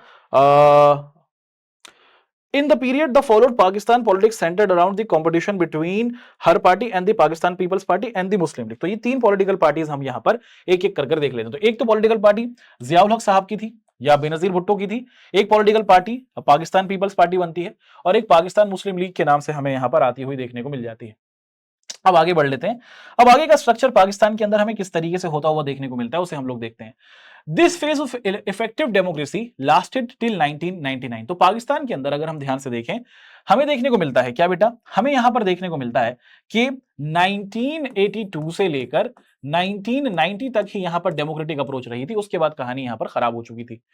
When the army stepped in again, और दोबारा से 1999 के अंदर पाकिस्तान की आर्मी घुस चुकी है पाकिस्तान की पॉलिटिकल स्ट्रक्चर में, और यहां पर जनरल परवेज मुशर्रफ कहानी के अंदर एंट्री कर लेते हैं, और ये अपने आप को प्राइम मिनिस्टर बना लेते हैं, है ना, और अपने आप को क्या करते हैं दोस्तों के प्राइम मिनिस्टर बना के रखते हैं। और उस टाइम पर हमें दिखता है दोस्तों कि ये जो प्राइम मिनिस्टर थे उस टाइम पर पाकिस्तान के अंदर, जो उस टाइम के प्राइम मिनिस्टर थे जिनको हटाया जाता है मुशर्रफ के जरिए, उनका नाम था नवाज शरीफ। तो नवाज शरीफ को हटाया जाता है, और पाकिस्तान के अंदर ये जो प्राइम मिनिस्टर साहब थे, है ना, नवाज शरीफ, उनको हटाकर परवेज मुशर्रफ अपने पास पावर कर लेता है। In 2001, general Musharraf got himself elected as president, और वो खुद को बाद में प्रेसिडेंट बनाता है। Pakistan continued to be ruled by the army, और वो आर्मी के जरिए ही चलते रहते हैं। और उसके अंदर हमें देखते हैं दोस्तों कि आर्मी ही हर एक तरीके से वहां पर डिसीजन ले रही थी, इलेक्शंस वहां पर बिल्कुल हो नहीं रहे थे, और उसके बाद वहां की डेमोक्रेटिक अप्रोच बहुत ज्यादा खराब हो गई थी। 2008 के अंदर पाकिस्तान की सिचुएशन थोड़ी थोड़ी बेहतर होती है, और वहां पर डेमोक्रेसी को स्टैब्लिश किया जाता है, और कुछ पॉलिटिकल पार्टीज दोबारा से इकट्ठी होती हैं। अब यहां पर एक सवाल आ सकता है क्या, कि सर पाकिस्तान की अगर हम पॉलिटिक्स को देख रहे हैं ना, तो वो बहुत ज्यादा अजीब सी ही देखने को मिली है क्या, कि डिफरेंट पॉलिटिकल पार्टीज रही हैं, और यहां पर लार्जली हमें ये देखने को मिलता है कि 1988 से लेकर 1999 तक की अगर हम बात करते हैं, तो यहां पर हमें तीन बड़े बड़े लीडर्स देखने को मिले। कौन, एक तो बेनजीर भुट्टो देखने को मिलती हैं, उसी के साथ साथ हमें देखने को मिलता है कि नवाज शरीफ थे, है ना, नवाज शरीफ थे, जो सिर्फ नाम के शरीफ थे, है ना। ये दो बड़े पीएम 5 साल इन्होंने चलाया, 5 साल इन्होंने चलाया, इस तरीके से आते हुए देखने को मिले। और 1999 के अंदर हमें देखने को मिला कि पाकिस्तान के पॉलिटिक्स के अंदर एक नया चेहरा आ गया, है ना, जिसको हम लोग किस नाम से जानते हैं बेटा, जिसको हम लोग एक तरीके से जनरल परवेज मुशर्रफ के नाम से जानते हैं। और जनरल परवेज मुशर्रफ साल 1999 से लेकर 2008 तक पाकिस्तान की पॉलिटिक्स को संभालता है, और ये पूरे पूरे तौर पर एक तरीके से आर्मी का ही रूल था। यहां पर वो अपने आप को एक प्रेसिडेंट बना देता, तो सारी पावर इसी के पास थी, परवेज मुशर्रफ के पास। 47 से लेकर 2008 तक अगर पाकिस्तान की पॉलिटिक्स को देखें तो उसका ये पूरा का पूरा निचोड़ है। और अगर हम लोग इसको देख रहे हैं तो यहां पर हमें समझ में आता है कि डेमोक्रेसी तो बहुत ही कम पीरियड के लिए है बेटे। डेमोक्रेसी तो यहां पर हमें मुश्किल से 10 से 12 सालों तक ही आती हुई देखने को मिली है। और यहां पर डेमोक्रेसी इतनी ज्यादा स्ट्रांग नहीं रही है। क्या वजह है कि पाकिस्तान के अंदर डेमोक्रेसी इतनी ज्यादा मजबूत नहीं रही है, वहीं इंडिया में, श्रीलंका के अंदर डेमोक्रेसी बहुत स्ट्रांग रही? क्या रीजंस हो सकते हैं? उन रीजंस को एक बार हम लोग एक एक कर आपके सामने यहां पर समझने की कोशिश करते हैं। सेवरल फैक्टर्स के भैया बहुत सारे रीजंस हैं, have contributed to Pakistan failure in building a stable democracy. कि पाकिस्तान के अंदर डेमोक्रेसी जो फेल हुई है उसके पीछे बहुत सारे रीजंस हैं। सबसे पहले the social dominance of the military, कि यहां की जो मिलिट्री है, यहां की जो आर्मी है, उसके अंदर हमें क्लर्गी देखने को मिलती है, यानी कि एक तरीके से बहुत बड़े बड़े बड़े लैंडलॉर्ड्स देखने को मिलते हैं जो बड़े बड़े जमीनों के मालिक हैं। और यहां पर हमें एरिस्टोक्रेसी देखने को मिलती है, यानी कि पाकिस्तान के अंदर जब से पाकिस्तान बना है ना, यहां पर जो अमीर लोग हैं उनका यह मानना है कि भैया अगर पाकिस्तान के अंदर डेमोक्रेसी सही तरीके से आ गई, democracy means everybody would be treated equally, सबको इक्वल ट्रीट किया जाएगा। तो पाकिस्तान के अंदर ये जो अमीर लोग हैं ना, ये चाहते ही नहीं है, ये जो पाकिस्तान के अंदर बड़े बड़े जमीनों के मालिक हैं, बड़े बड़े बिजनेसमैन हैं, इनका मानना है कि डेमोक्रेसी यहां पर आनी नहीं चाहिए। अगर डेमोक्रेसी हुई तो एक तरीके से रिसोर्सेस सबके साथ शेयर होंगे, सबका ध्यान रखा जाएगा, और अमीर लोग वहां के ऐसा चाहते नहीं है। तो पहली बड़ी वजह हमें देखने को मिली कि पाकिस्तान के जो बड़े बड़े अमीर लोग हैं वो आर्मी की बैक करते हैं, आर्मी को सपोर्ट करते हैं, और वो बोलते हैं कि एक तरीके से ना यहां पर क्या नहीं होना चाहिए, यहां पर डेमोक्रेसी नहीं आनी चाहिए। अगर डेमोक्रेसी स्ट्रांग हुई तो उनको रिसोर्सेस शेयर करने पड़ेंगे, उनको उनकी पावर कहीं ना कहीं कम हो जाएगी, है ना। तो पाकिस्तान के अंदर ये जो इंटरनल यहां का माहौल है ये बहुत ही अजीब देखने को मिला, और इसीलिए हम देखते हैं दोस्तों कि यहां पर बहुत बार जो इलेक्टेड गवर्नमेंट है उसको हटा दिया जाता है, क्योंकि जो यहां के बड़े लोग हैं, अमीर लोग हैं, वो सपोर्ट करते हैं आर्मी को कि आर्मी कंट्रोल में रहेगी तो पावर एक तरीके से सबके साथ शेयर नहीं करनी पड़ेगी, रिसोर्सेज सिर्फ अमीरों के पास ही रहेंगे। Pakistan conflict with India has made the pro military group more powerful. आप लोग बहुत बार इंटरनेट पर बहुत सारी वीडियोस देखते होंगे जिसके अंदर आपको देखने को मिलता होगा ये पाकिस्तान के पास खाने को कुछ नहीं है पाकिस्तान के पास आपको देखने को मिलता है दोस्तों कि वहां के लोगों के पास किसी तरीके की कोई रिसोर्सेज नहीं है, वहां की गवर्नमेंट करप्ट है, वहां पर रिसोर्सेज को सिर्फ एक एलीट ग्रुप के पास ही हमें एक्वायर करते हुए देखने को मिलता है। अगर आप दुनिया के अंदर ध्यान से देखें ना, दुनिया के अंदर हर एक कंट्री की जो आर्मी होती है वो अपने देश की क्या करती है दोस्तों, की प्रोटेक्शन करती है और अपने देश को कहीं ना कहीं सेव करती है। पाकिस्तान की जो आर्मी है वो प्रोटेक्शन तो कम करती है भाई, वो बिजनेस करती है। पाकिस्तान के अंदर सबसे बड़ा, अगर आप कोई क्या देखते हैं कि पॉलिटिकल ऑर्गेनाइजेशन देखते हैं, एक ऐसी ऑर्गेनाइजेशन देखते हैं जो पाकिस्तान के अंदर क्या करती है, जमीनों को बांटती है। जो पाकिस्तान के सबसे बड़े बिल्डर हैं वो पाकिस्तान की आर्मी ही है, बिल्डिंगें बनाती है भाई वो। पाकिस्तान के अंदर इनके अपने एंटरटेनमेंट चैनल्स हैं, पाकिस्तान के अंदर ये मूवीज बनाते हैं, इनकी आर्मी ये सब काम कर रही है और पैसा बना रही है। तो हमें यहां पर देखने को मिलता है दोस्तों कि इनका पूरा का पूरा खेल यही है कि इंडिया के खिलाफ क्या करो दोस्तों, कि इंडिया के खिलाफ बकवास करते रहो, और ये अपने लोगों में क्या करते हैं दोस्तों कि एक तरीके से ना फियर बनाकर रखते हैं कि हमें आर्मी को लेकर आना है, हमें आर्मी को सपोर्ट करना है, आर्मी ही यहां पर हमारी क्या है दोस्तों कि एक तरीके से हमें बचाकर रखेगी, क्योंकि इंडिया हम पर कभी भी अटैक कर सकता है। तो अपने लोगों में डर बनाकर रखते हैं और अपने आप को पावर में रखना चाहते हैं डर बनाकर, क्योंकि ये बोलते हैं कि भैया इंडिया हम पर अटैक कर सकता है। These groups have often said that political parties and democracy in Pakistan are flawed। और इन लोगों का मानना है, जो आर्मी के सपोर्टर्स हैं या फिर जो अमीर लोग हैं, कि अगर कोई डेमोक्रेटिक पार्टी आती है या फिर कोई इलेक्टेड पार्टी आती है तो वो पाकिस्तान को सही तरीके से नहीं संभाल पाएगी, और पाकिस्तान के अंदर जो इलेक्टेड गवर्नमेंट होगी ना, जो रिप्रेजेंटेटिव्स होंगे, उनकी बस की नहीं है इंडिया से लड़ना, तो वो तो आर्मी लड़ सकती है, इसलिए आर्मी को ही पावर दी जानी चाहिए। Pakistan's security would be harmed by selfish-minded parties and chaotic democracy, and had the army stay in the power is therefore justified. While democracy has not been successfully in Pakistan, there has been a strong pro-democracy sentiment. तो अगर हम लोग ध्यान से देखें, एक बड़ी अजीब नोशन और एक बहुत बड़ी इंटरेस्टिंग फैक्टर हमें यहाँ पर आता हुआ देखने को मिलता है। क्या कि अगर हम लोग बात करते हैं किसके बारे में बेटा, कि अगर हम लोग बात करते हैं जो हमारी वेस्टर्न कंट्रीज हैं, जैसे अमेरिका हुआ, जैसे हमें दिखता है यूरोपियन कंट्रीज हुई, इन लोगों का मानना है कि पाकिस्तान के अंदर ना अगर कोई इलेक्टेड गवर्नमेंट आ गई, एक चुनी हुई गवर्नमेंट आ गई, तो हो सकता है कि वो एक तरीके से पाकिस्तान के अंदर जो न्यूक्लियर वेपन्स है उसको सही तरीके से नहीं संभाल पाए, यहां पर वेपन्स का मिसयूज हो जाए। तो खुद वेस्टर्न कंट्रीज जो हैं, अमेरिका हुआ, या फिर यूरोपियन कंट्रीज हुई, वो सपोर्ट करती हैं पाकिस्तान के अंदर कि डेमोक्रेटिक अप्रोच ना रहे, वहां पर एक तरीके से क्या रहे, कंट्रोल रहे आर्मी का ही, क्योंकि आर्मी के कंट्रोल से कहीं ना कहीं ये चांसेस हैं कि यहाँ के न्यूक्लियर वेपन सही सेफ रहेंगे। ये भी एक बड़ी वजह है कि पाकिस्तान के अंदर हम लोग डेमोक्रेसी को स्टेब्लिश होते हुए नहीं देखते, लेकिन फिर भी धीरे धीरे पाकिस्तान के अंदर लोग डेमोक्रेसी की चाहत रख रहे हैं। The lack of genuine international support for democratic rule in Pakistan has further increase. तो यही बात यहां पर बताई जा रही है कि इंटरनेशनली जो दुनिया भर की बहुत सारी कंट्रीज है ना, वो पसंद नहीं करती हैं कि पाकिस्तान के अंदर डेमोक्रेसी आए, क्योंकि उनको पता है कि पाकिस्तान के अंदर अगर कोई इलेक्टेड गवर्नमेंट होगी, चुनी हुई गवर्नमेंट होगी, तो वो वीक होगी, और यहां की आर्मी अगर थोड़ी सी है तो वो थोड़ी सी मजबूत हो सकती है, और वो यहां के वेपन्स को सही तरीके से बना सकती है।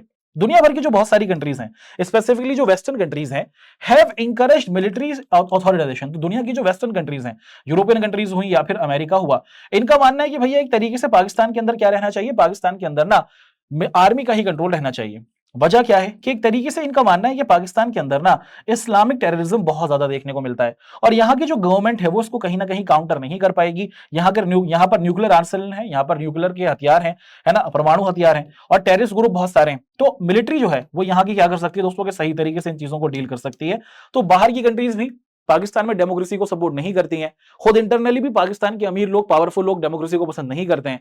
वो तो कुछ सोशल वर्कर या फिर कुछ इंटेलेक्चुअल लोग हैं जो पाकिस्तान में डेमोक्रेसी को स्टैब्लिश करना चाहते हैं, उन्हीं की पूरी अप्रोच है। एक बड़ा ही फनी कार्टून है, इसको अगर हम ध्यान से देखें, यहां पर देखने को मिलता है, ये है परवेज मुशर्रफ।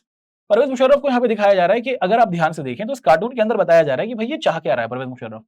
ये बोलता है कि अगर मैं प्रेसिडेंट हूं, और अगर एक तरीके से क्या हूं कि मैं जर्नल हूं, तो मेरा स्कोर 0 रहेगा। अगर मैं क्या हूं दोस्तों कि जनरल हूं, और अगर मैं प्रेसिडेंट बन जाता हूं तो शायद मेरा स्कोर 1 हो जाए, और अगर मैं क्या बन जाऊं कि अगर मैं जनरल बन जाऊं और अगर मैं प्रेसिडेंट बन जाऊं तो मेरा स्कोर 2 हो जाएगा। मतलब एक तरीके से एक सटायर करने वाला कार्टून है कि प्रेसिडेंट भी मैं रहूंगा और जनरल भी मैं रहूंगा, तो पावर मेरे पास ही रहेगी, दोनों पावर मेरे पास रहेंगी, और कंट्री को मैं कहीं ना कहीं सही तरीके से चलाऊंगा, जो नहीं चलाया इन्होंने, और पाकिस्तान को डुबोया। तो यहां तक पाकिस्तान की जो इंटरनल पॉलिटिक्स रही थी, कौन कौन लोग इसके अंदर शामिल थे, कहां कहां से वो लोग आए थे, किस किस तरीके की वो लोग अप्रोच रखा करते थे, और क्या रहा पाकिस्तान का पूरा इंटरनल स्ट्रक्चर, उसको हमने यहां पर एक एक कर आपके सामने बहुत ही अच्छे तरीके से देखा। अब बढ़ते हैं आगे, हम लोग आप सभी को लेके जा रहे हैं, अब कहां पर बेटा, अब हम आप सभी को लेके जा रहे हैं बांग्लादेश की तरफ। तो भैया हो जाइए तैयार, लेट्स मूव टुवर्ड्स बांग्लादेश, ठीक है। तो एक एक कर हम लोग क्या करेंगे, आपके साथ बांग्लादेश की तरफ चलना शुरू करेंगे, और बांग्लादेश के बारे में डिस्कशन करना शुरू करते हैं। क्या हमें यहां पर देखने को मिलता है, डेमोक्रेसी इन बांग्लादेश। तो बांग्लादेश के अंदर डेमोक्रेसी किस तरीके से हमें आती हुई देखने को मिली। Bangladesh was a part of Pakistan from 1947 to 1971। जैसे कि आपको पता है कि अगर आप पाकिस्तान को देखते हैं तो पाकिस्तान वो सेग्रीगेटेड इनटू 2 पार्ट्स, पाकिस्तान 2 हिस्सों में बटा हुआ था। एक तरफ हमें देखने को मिलता था क्या भैया, इसको हम लोग बोलते थे वेस्ट पाकिस्तान, और एक तरफ हुआ करता था ईस्ट पाकिस्तान। ये तो आपको पता है, जैसे हमने आपको बता ही दिया है। अब अगर हम आगे देखते हैं, हमें देखने को मिलता है it considered of the partition area of Bengal and Assam from British India. तो भारत के अंदर ये जो हमारा असम वाला हिस्सा था और उसी के साथ साथ बंगाल वाला हिस्सा था, इसी को मिलाकर ईस्ट पाकिस्तान बनाया गया था। फ्रॉम 1947 टू 1971 हमें पाकिस्तान का ये वाला हिस्सा ईस्ट पाकिस्तान दिखा करता था। The people of this region resented the domination of Western Pakistan and the imposition of the Urdu language। तो अगर आप ध्यान से देखें, क्या ध्यान से देखें, अगर हम इस पूरे रीजन को देखते हैं, जिसको हम लोग किस नाम से जान रहे हैं बेटा, जिसको हम लोग जान रहे हैं किस नाम से, ये था वेस्ट पाकिस्तान, ओए भैया जी, और ये था हमारा ईस्ट पाकिस्तान, है ना, ईस्ट पाकिस्तान। अगर हम ध्यान से देखें तो हमें देखने को मिलता है कि इस वेस्ट पाकिस्तान के अंदर उर्दू डोमिनेशन था, ये लोग उर्दू लैंग्वेज को बोला करते थे, और यहां पर पंजाबी लैंग्वेज भी थी, यानी कि पंजाबी कल्चर को भी बोला करते थे, पंजाबी लैंग्वेज को भी फॉलो किया करते थे। ईस्ट पाकिस्तान के जो लोग हैं ये कौन है बेटा, कि एक तरीके से हमें दिखता है कि ये बंगाली लैंग्वेज को बोला करते थे, जो इनकी बांग्ला भाषा हुआ करती थी, है ना, ये जो बंगाली लैंग्वेज है या फिर जो बांग्ला भाषा है उसको ये लोग बोला करते थे। अब पाकिस्तान बन गया, ये इंडिया है अपना बीच में, इंडिया है बीच में। हमें देखने को मिलता है 1947 से लेके ना 1971 तक ये जो उर्दू स्पीकिंग लोग हैं ये अपने आप को एलीट मानते थे, ये बोलते थे कि भैया वी स्पीक उर्दू तो वी आर बेटर। और वहीं पर बोला जाता था कि पाकिस्तान के अंदर ये जो ईस्ट पाकिस्तान के अंदर रहने वाले लोग हैं, जो बंगाली लोग थे, ये जो बंगाली लैंग्वेज बोला करते थे, जो बांग्ला लैंग्वेज बोला करते थे, इनको बहुत ज्यादा डिस्क्रिमिनेशन दिया जाता था। जितनी भी गवर्नमेंट जॉब्स निकलती थी उसके अंदर प्रेफरेंस दी जाती थी किनको, उर्दू स्पीकिंग लोगों को। जितने भी यहां पर एक तरीके से हाई ऑफिशियल्स होते थे या फिर जो बड़ी बड़ी पोस्ट होती थी, उसमें भी उर्दू और पंजाबी लोग ही हुआ करते थे। बंगाली लोगों को बिल्कुल भी रिप्रेजेंटेशन बिल्कुल नहीं मिला करती। तो बंगाली लोग जो थे, जो ईस्ट पाकिस्तान के अंदर रहा करते थे, उनका मानना था कि भाई उर्दू लैंग्वेज वाले लोगों को ज्यादा बढ़ने का मौका मिलता है और हमें कहीं ना कहीं आगे बढ़ने का मौका नहीं मिलता। They began protest against unfair treatment. और ये जो ईस्ट पाकिस्तान के अंदर लोग थे, उन्होंने बोला कि भैया हमें बंगाली कल्चर की बात करनी है और हम अपने लैंग्वेज के हिसाब से आगे बढ़ना चाहते हैं। और उन लोगों ने प्रोटेस्ट करना शुरू किया। उन लोगों ने पाकिस्तान के अंदर एक तरीके से वेस्ट पाकिस्तान के अंदर जो उर्दू लोग थे, उनको बताना शुरू किया कि आप गलत तरीके से कंट्री चला रहे हैं। They also demanded fair representation administration. उन लोगों ने डिमांड की कि भैया फेयर एडमिनिस्ट्रेशन हो, हमारे लोग भी आए एडमिनिस्ट्रेशन में, हमारे लोगों को भी जॉब मिले, आपके लोगों को भी जॉब मिले, सबको इक्वल रिप्रेजेंटेशन मिलनी चाहिए। सिर्फ उर्दू और पंजाबी लोगों को आगे बढ़ा रहे हो, ये गलत बात है, ऐसा नहीं होना चाहिए। And a fair share election in political party. उसके साथ साथ ये भी बोला गया कि जो हमारी जो पार्लियामेंट हो ना, उसके अंदर भी ईस्ट पाकिस्तान और वेस्ट पाकिस्तान दोनों से इक्वल रिप्रेजेंटेशन होनी चाहिए। शेख मुजीबुर रहमान एक पॉलिटिकल लीडर है जो आते हैं ईस्ट पाकिस्तान से। The popular struggle against West Pakistan. तो वेस्ट पाकिस्तान का जो डोमिनेंस था ना, उसको काउंटर करने के लिए ईस्ट पाकिस्तान से शेख मुजीबुर रहमान नामक एक बड़ा लीडर हमें आता हुआ देखने को मिलता है। ही डिमांडेड ऑटोनॉमी। इन्होंने बोला कि भैया, है ना, हमें देखने को मिला कि जो शेख मुजीबुर रहमान, इन्होंने बोला कि ईस्ट पाकिस्तान के अंदर ना यहां के लोगों को ही डोमिनेंसी दे दो, यहां के लोगों को ही ऑटोनॉमी दे दो, ये अपने हिसाब से अपने इलाके को चलाएं, हम रहेंगे पाकिस्तान के अंदर ही, लेकिन ये हमारा एक एरिया है, तो यहां पर इंटरनली जो भी चीजें करनी हम अपने हिसाब से करेंगे, हम रहेंगे पाकिस्तान के अंदर ही, हम पाकिस्तान से अलग होना नहीं चाहते। They just wanted autonomy. Autonomy का मतलब क्या, कि हमारे इलाके में हमारा कंट्रोल हो। आपको देखने को मिलता है दोस्तों कि for the eastern region in the 1970 election in the then Pakistan happen. तो भैया पाकिस्तान के अंदर, यानी कि पूरे पाकिस्तान में, वेस्ट पाकिस्तान में और ईस्ट पाकिस्तान में 1970 के अंदर हमें इलेक्शन होते हुए दिखते हैं। और अब एक ऐसी चीज होने वाली है जो कंप्लीटली पाकिस्तान की स्टोरी को और पाकिस्तान का जो इतिहास है उसको बदलकर रख देगी। क्या? 1970 के अंदर जो इलेक्शन हो रहे हैं, इसके अंदर एक पॉलिटिकल पार्टी है जिसको हम लोग बोल रहे हैं अवामी लीग। और ये अवामी लीग कहां से आती है? ये अवामी लीग ईस्ट पाकिस्तान से आती हुई देखने को मिलती है। जो हमारा ईस्ट पाकिस्तान है, यहां से हमें आती हुई देखने को मिलती है। जो ईस्ट पाकिस्तान है, यहां से आती हुई दिखती है। और अब एक ईस्ट पाकिस्तान बंगालियों की जो पार्टी थी, है ना, जो बंगाल के इस इलाके के अंदर रहा करते थे, इनको बहुत इंफीरियर मानते थे, इनको बहुत बेकार माना जाता था। ये जो उर्दू स्पीकिंग लोग थे, इनको बहुत खराब माना करते थे। अब यहां पर पाकिस्तान की हिस्ट्री में एक बहुत बड़ा चेंज होगा कि एक तरीके से ये जो बंगाली स्पीकिंग लोग हैं, ये जो बांग्ला भाषा बोलने वाले लोग हैं, है ना, ये एक तरीके से जीतते हुए दिखते हैं। और शेख मुजीबुर रहमान हमें क्या दिखते हैं दोस्तों, कि शेख मुजीबुर रहमान हमें यहां पर जीतते हुए देखने को मिलते हैं। है ना, क्या होता है कि जो अवामी लीग थी, जिसके अंदर शेख मुजीबुर रहमान थे, ये सबसे ज्यादा सीट लेकर आते हैं। और ईस्ट पाकिस्तान के साथ साथ आप देखते हैं दोस्तों कि अब पूरी कंट्री के अंदर क्या होगा कि अब जो गवर्नमेंट बनेगी ना, उसके अंदर हमें देखने को मिलता है कि पूरे पाकिस्तान के अंदर जो गवर्नमेंट होगी, जो पीएम बनेगा वो अवामी लीग का बनेगा, यानी कि शेख मुजीबुर रहमान को अब पीएम बनाया जाएगा। तो कितनी अजीब बात होगी। ये जो उर्दू स्पीकिंग लोग हैं या फिर जो पंजाबी स्पीकिंग लोग हैं, इस बात को बिल्कुल पसंद नहीं करेंगे और ये बोलेंगे कि भैया जो शेख मुजीबुर रहमान है और ये जो इलेक्शन है, ये गलत हुए और अब शेख मुजीबुर रहमान के साथ गलत चीजें की जाएंगी। क्या होगा? But the government dominated by the western part, Pakistan leadership refused to convey the assembly। तो इन लोगों ने क्या बोला भैया, कि जो वेस्टर्न पाकिस्तान के अंदर रहने वाले लीडर्स थे या फिर जो यहाँ के अलग अलग पॉलिटिकल पार्टीज थे, उन्होंने बोला कि इलेक्शन सही तरीके से नहीं हुए और हम ईस्ट पाकिस्तान के अंदर रहने वाले जो शेख मुजीबुर रहमान है, इनको हम लोग एक तरीके से अपना लीडर नहीं मानेंगे। और अवामी लीग जो इलेक्शन जीती है, बिल्कुल सही तरीके से नहीं जीती है, हम इसको सपोर्ट नहीं करते हैं। ये तरीके की बातें हमें आती हुई देखने को मिली। फिर क्या हुआ? शेख मुजीबुर रहमान को अरेस्ट कर लिया गया, उनको पकड़ लिया। शेख मुजीबुर रहमान को क्या किया बेटा? पकड़ लिया। और शेख मुजीबुर रहमान को ईस्ट पाकिस्तान से ये लोग लेकर आ गए वेस्ट पाकिस्तान में, इनको पाकिस्तान की जेल में रख दिया गया, है ना। फिर क्या हुआ? अब यहां से हमारे चेंजेस आगे होते हैं। Under the military rule of general Yahya, उस टाइम पर पूरे का पूरा जो पाकिस्तान था या फिर ईस्ट पाकिस्तान वेस्ट पाकिस्तान, उसकी जो पूरी पावर थी वो जनरल याह्या खान के पास थी। जनरल याह्या खान ने क्या किया कि पाकिस्तानी आर्मी था, पाकिस्तानी आर्मी का हेड था, उसने बोला कि हम क्या करेंगे कि हम ईस्ट पाकिस्तान के अंदर ना एक तरीके से यहाँ के लोगों को परेशान करेंगे, है ना। अब क्या हो रहा था, इसको हम लोग ध्यान से देखें कि जब ये खबर फैली कि ईस्ट पाकिस्तान के जो लीडर हैं शेख मुजीबुर रहमान, इनको वेस्ट पाकिस्तान में ले जाया गया है, तो यहां पर जो अवामी लीग के लोग थे, ये जो अवामी लीग के लोग थे, है ना, ये जो अवामी पार्टी के लोग थे, इन लोगों ने क्या किया? इन लोगों ने प्रोटेस्ट करना शुरू किया, बोला कि हमारे लीडर को छोड़ो और हमारे यहां पर हम इलेक्शन जीते, हमें रिप्रेजेंटेशन दो। अब वेस्ट पाकिस्तान से एक बहुत बड़ा आर्मी का ट्रूप है जो ईस्ट पाकिस्तान पहुंच जाता है और ये लोग यहां पर क्या करेंगे दोस्तों? ये लोग यहां पर एट्रोसिटी मचाएंगे। Thousands of people were killed. Pakistani army, जो वेस्ट पाकिस्तान की आर्मी है, इसने ईस्ट पाकिस्तान के लोगों को मारा। एक ही देश के लोग कल्चर डिफरेंस होने की वजह से, लैंग्वेज डिफरेंस होने की वजह से एक दूसरे को मार रहे हैं। और बड़ी इंटरेस्टिंग बात है क्या, ये जो ईस्ट पाकिस्तान वेस्ट पाकिस्तान बना था, ये रिलीजन सेम होने की वजह से बना था। इन लोगों के रिलीजन सेम थे, धर्म सेम था, इस्लाम, मुसलमान थे ये लोग, लेकिन फिर भी यहां पर देखा जाता है कि ये कल्चर डिफरेंस अलग होने की वजह से या फिर लैंग्वेज के डिफरेंस के अलग होने की वजह से एक दूसरे को मारते हैं। पार्टीशन के बाद अगर हम लोग वर्ल्ड पॉलिटिक्स के अंदर देखते हैं, सबसे बड़ी एट्रोसिटी इंडिया पाकिस्तान की लड़ाई के बाद और इंडिया पाकिस्तान के पार्टीशन के बाद बड़े लेवल पर अगर कहीं पर बड़ी मास किलिंग हमें होती हुई देखने को मिली है, तो ये जो इंसिडेंट है जो वेस्ट पाकिस्तान की आर्मी कर रही है ईस्ट पाकिस्तान के अंदर, ये होती हुई दिखती है। बड़े लेवल पर यहां पर एट्रोसिटी मचाई जाती है, बहुत सारे बांग्लादेशियों को उसके अंदर मारा जाता है या फिर जो ईस्ट पाकिस्तान के लोग थे उनको मारा जाता है। It led to the large scale of migration to India. अब क्या हुआ दोस्तों कि बहुत सारे जो लोग थे, अगर हम ध्यान से देखें, है ना, हमें क्या देखने को मिलता है, हमें ये देखने को मिलता है जो ईस्ट पाकिस्तान है ये हमारे इंडिया के पास है, यहां पर हमारा पश्चिम बंगाल है, वेस्ट बंगाल है। तो बहुत सारे जो ईस्ट पाकिस्तान के लोग थे ना, वो इंडिया आना शुरू कर देते हैं, भाग भाग कर वो इंडिया आना शुरू करते हैं, क्योंकि उनको अपनी जानों को बचाना है। और अराउंड हमें देखने को मिलता है दोस्तों कि 1 करोड़ लोग ईस्ट पाकिस्तान का भारत में आकर बैठ गया। इसके बाद the government of India supported the demand of the people of east Pakistan. Indian government ने कहा कि भैया ये तो गलत बात है ना, ईस्ट पाकिस्तान के लोग बिल्कुल सही कह रहे हैं, आप इनको परेशान कर रहे हैं।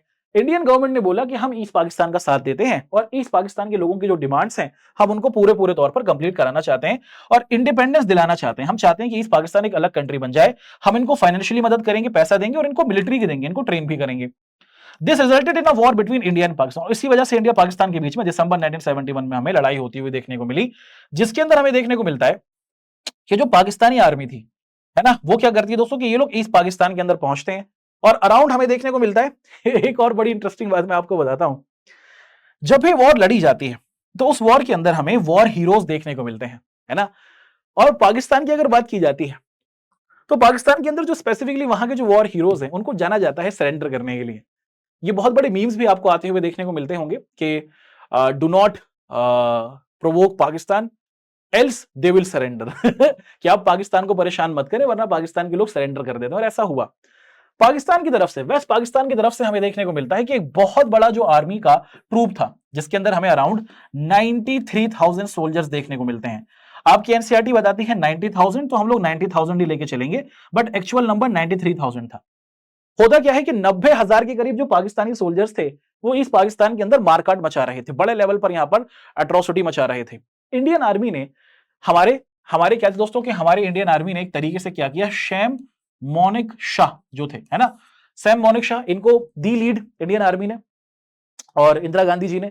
सैम मोनिक शाह ने क्या किया, लीड किया और पाकिस्तान के अंदर 99 सोल्जर्स ने डर के मारे अपने हाथ और अपने जो पूरे के पूरे वेपन्स थे वो गिरा दिए, क्योंकि उनको इस तरीके से क्या किया गया दोस्तों कि घुमाया गया था और उनको इस तरीके से पूरे तरीके से कंट्रोल किया गया था कि उन्होंने क्या किया, हार मानी।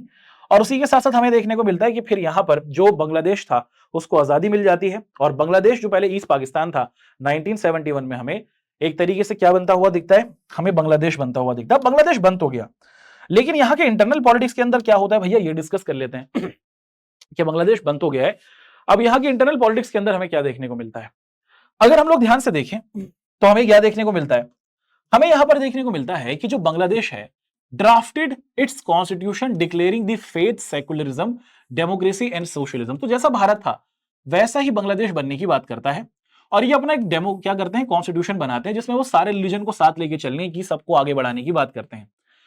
However, in 1975, Sheikh Mujibur Rahman got the constitution amended to shift from parliamentary to presidential form of government। देखो ये जो पावर होती है ना ये अपने आप में बहुत अजीब होती है।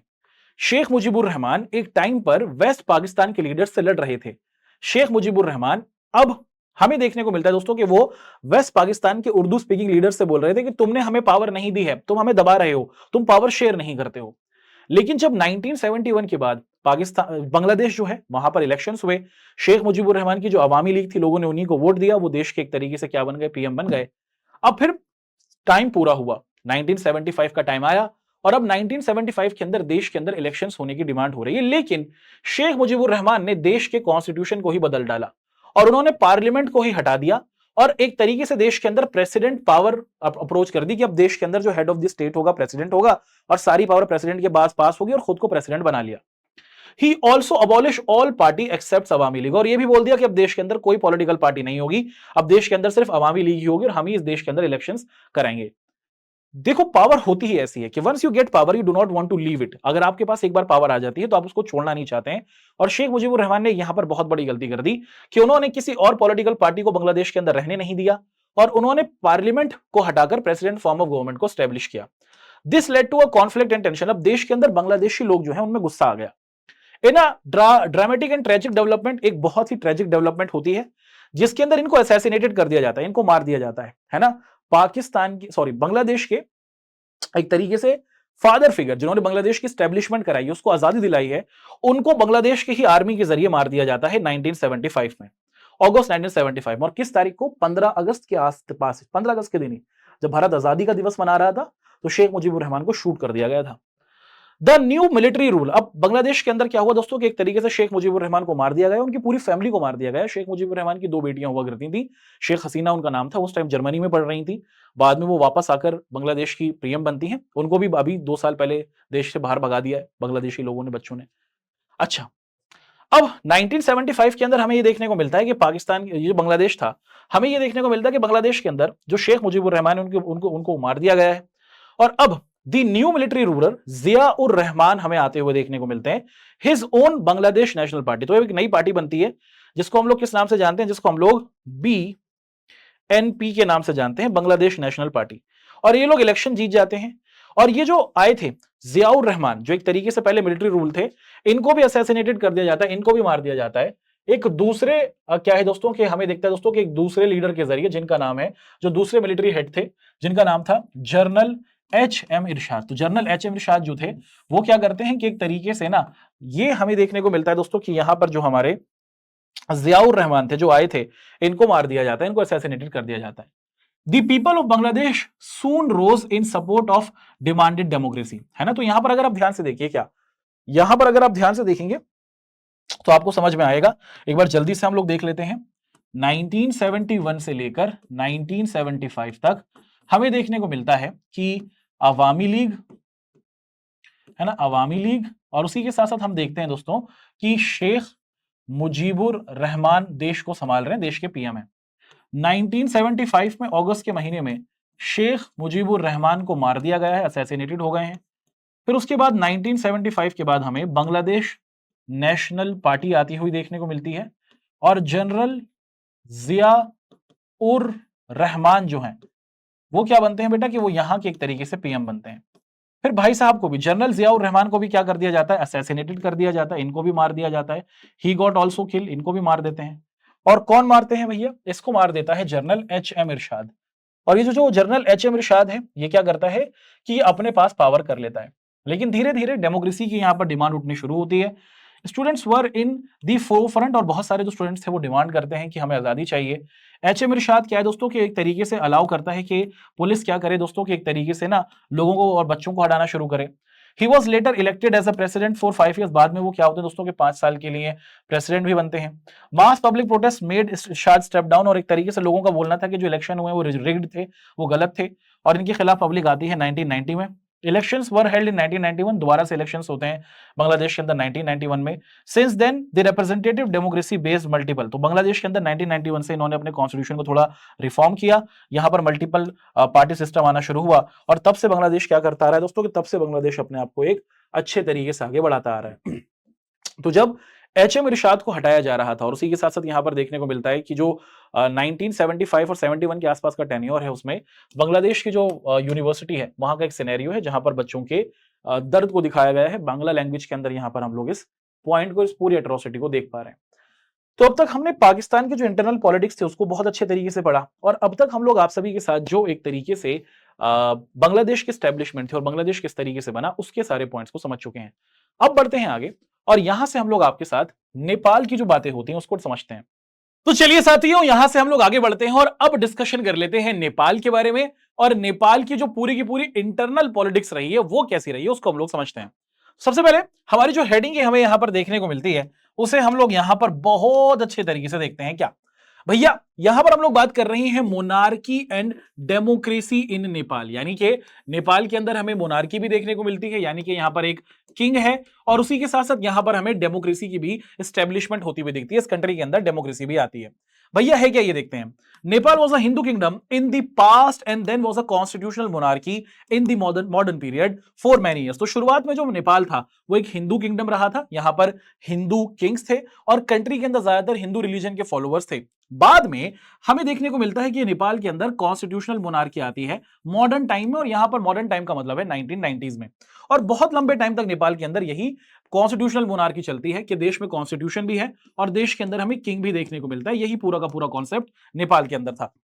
Throughout this period, political parties and the common people of Nepal have wanted a more open and responsive system of government. धीरे धीरे नेपाल के लोगों को रियलाइजेशन होने लगी कि भैया हमें थोड़ी सी रियलिस्टिक जो डेमोक्रेटिक अप्रोच होती है उसकी तरफ बढ़ना होगा, और वो कुछ ज्यादा ही डेमोक्रेटिक अप्रोच की तरफ बढ़ना शुरू करते हैं और अपनी कंट्री के अंदर कुछ और more responsible form of government को बनाना चाहते हैं। But the king, with the help of the army, retained full control over the government and restricted the expansion of democracy in Nepal. तो हमें देखने को मिलता है कि एक तरीके से ना कि जो नेपाल की गवर्नमेंट है या फिर जो नेपाल का उस टाइम का किंग है वो एक तरीके से लोगों की जो एस्पिरेशन है उनको पूरे तौर पर आगे बढ़ने नहीं देता, और लोग ये बोलते हैं कि भैया हमें तो डेमोक्रेसी चाहिए, लेकिन किंग कहीं ना कहीं आर्मी की मदद से उनको कहीं ना कहीं कंट्रोल करता हुआ हमें दिखता है। द किंग एक्सेप्टेड, लेकिन हमें देखने को मिलता है दोस्तों कि किंग को समझ में आता है कि भैया मुझे लोगों को साथ लेकर चलना होगा, और इसीलिए 1990s के अंदर हम देखते हैं कि सबसे पहली बार नेपाल के अंदर हमें आता हुआ देखने को मिलता है क्या दोस्तों कि वहां पर डेमोक्रेसी को स्टैब्लिश किया जाता है। अच्छा, 1990 से पहले की कहानी हमने देखी कि उसके अंदर हमने देखा कि नेपाल के लोग देखते थे कि इंडिया के अंदर डेमोक्रेसी है, श्रीलंका के अंदर डेमोक्रेसी है, नेपाल के लोग देखते थे कि उनके पास ही मौजूद बांग्लादेश में भी डेमोक्रेसी आ चुकी है, उसी के साथ साथ पाकिस्तान में भी कहीं ना कहीं उस टाइम पर हेल्दी डेमोक्रेसी थी कुछ टाइम के लिए। तो नेपाल के लोगों में भी डेमोक्रेटिक अप्रोच आ रही थी। वो अपने राजा से डिमांड करते हैं, राजा के ऊपर प्रेशर पड़ता है, वो आर्मी के जरिए लोगों को काउंटर करने की कोशिश करता है, मगर फिर भी लोगों का प्रेशर भारी पड़ता है और हमें देखने को मिलता है कि नेपाल के अंदर डेमोक्रेसी की स्टैब्लिशमेंट होती है 1990 के अंदर। However, democratic government had a short and troubled career during the 90s. The Maoists of Nepal were successfully in spreading their influence in many parts of the Nepal. तो यहां पर हमें एक वर्ड देखने को मिला जिनको हम लोग माओइस्ट के नाम से जानते हैं। देखो, माओइस्ट वो लोग हैं जो माओ जदांग को फॉलो करते हैं। बेसिकली माओ जदांग चाइना का एक लीडर हुआ करता था, जो उसकी आइडियोलॉजी को फॉलो करते हैं उनको माओइस्ट कहा जाता है। जैसे जो गांधी जी की आइडियोलॉजी को फॉलो करते हैं उनको गांधीयन कहा जाता है, जो नेहरू जी की आइडियोलॉजी को फॉलो करते हैं उन्हें नेहरूवादी कहा जाता है। अभी यहां पर हमने देखा दोस्तों कि जो माओ जदांग की आइडियोलॉजी को फॉलो करते थे उनको माओइस्ट कहा गया, और ये कुछ माओइस्ट लोग थे जो नेपाल के ही थे और नेपाल के अंदर रहते थे, और ये लड़ना चाहते थे। ये क्या करना चाहते थे, ये नेपाल के अंदर डेमोक्रेसी को स्टैब्लिश नहीं करना चाहते थे। They believed in armed insurgency. इनका मानना था कि भैया हमें देश के अंदर क्या करना होगा, राजा को हटाने के लिए हथियार उठाने होंगे, और उसी के जरिए वो क्या कर सकते हैं, जो देश के अंदर अमीर लोग हैं और जो राजा हैं उनको हटा सकते हैं।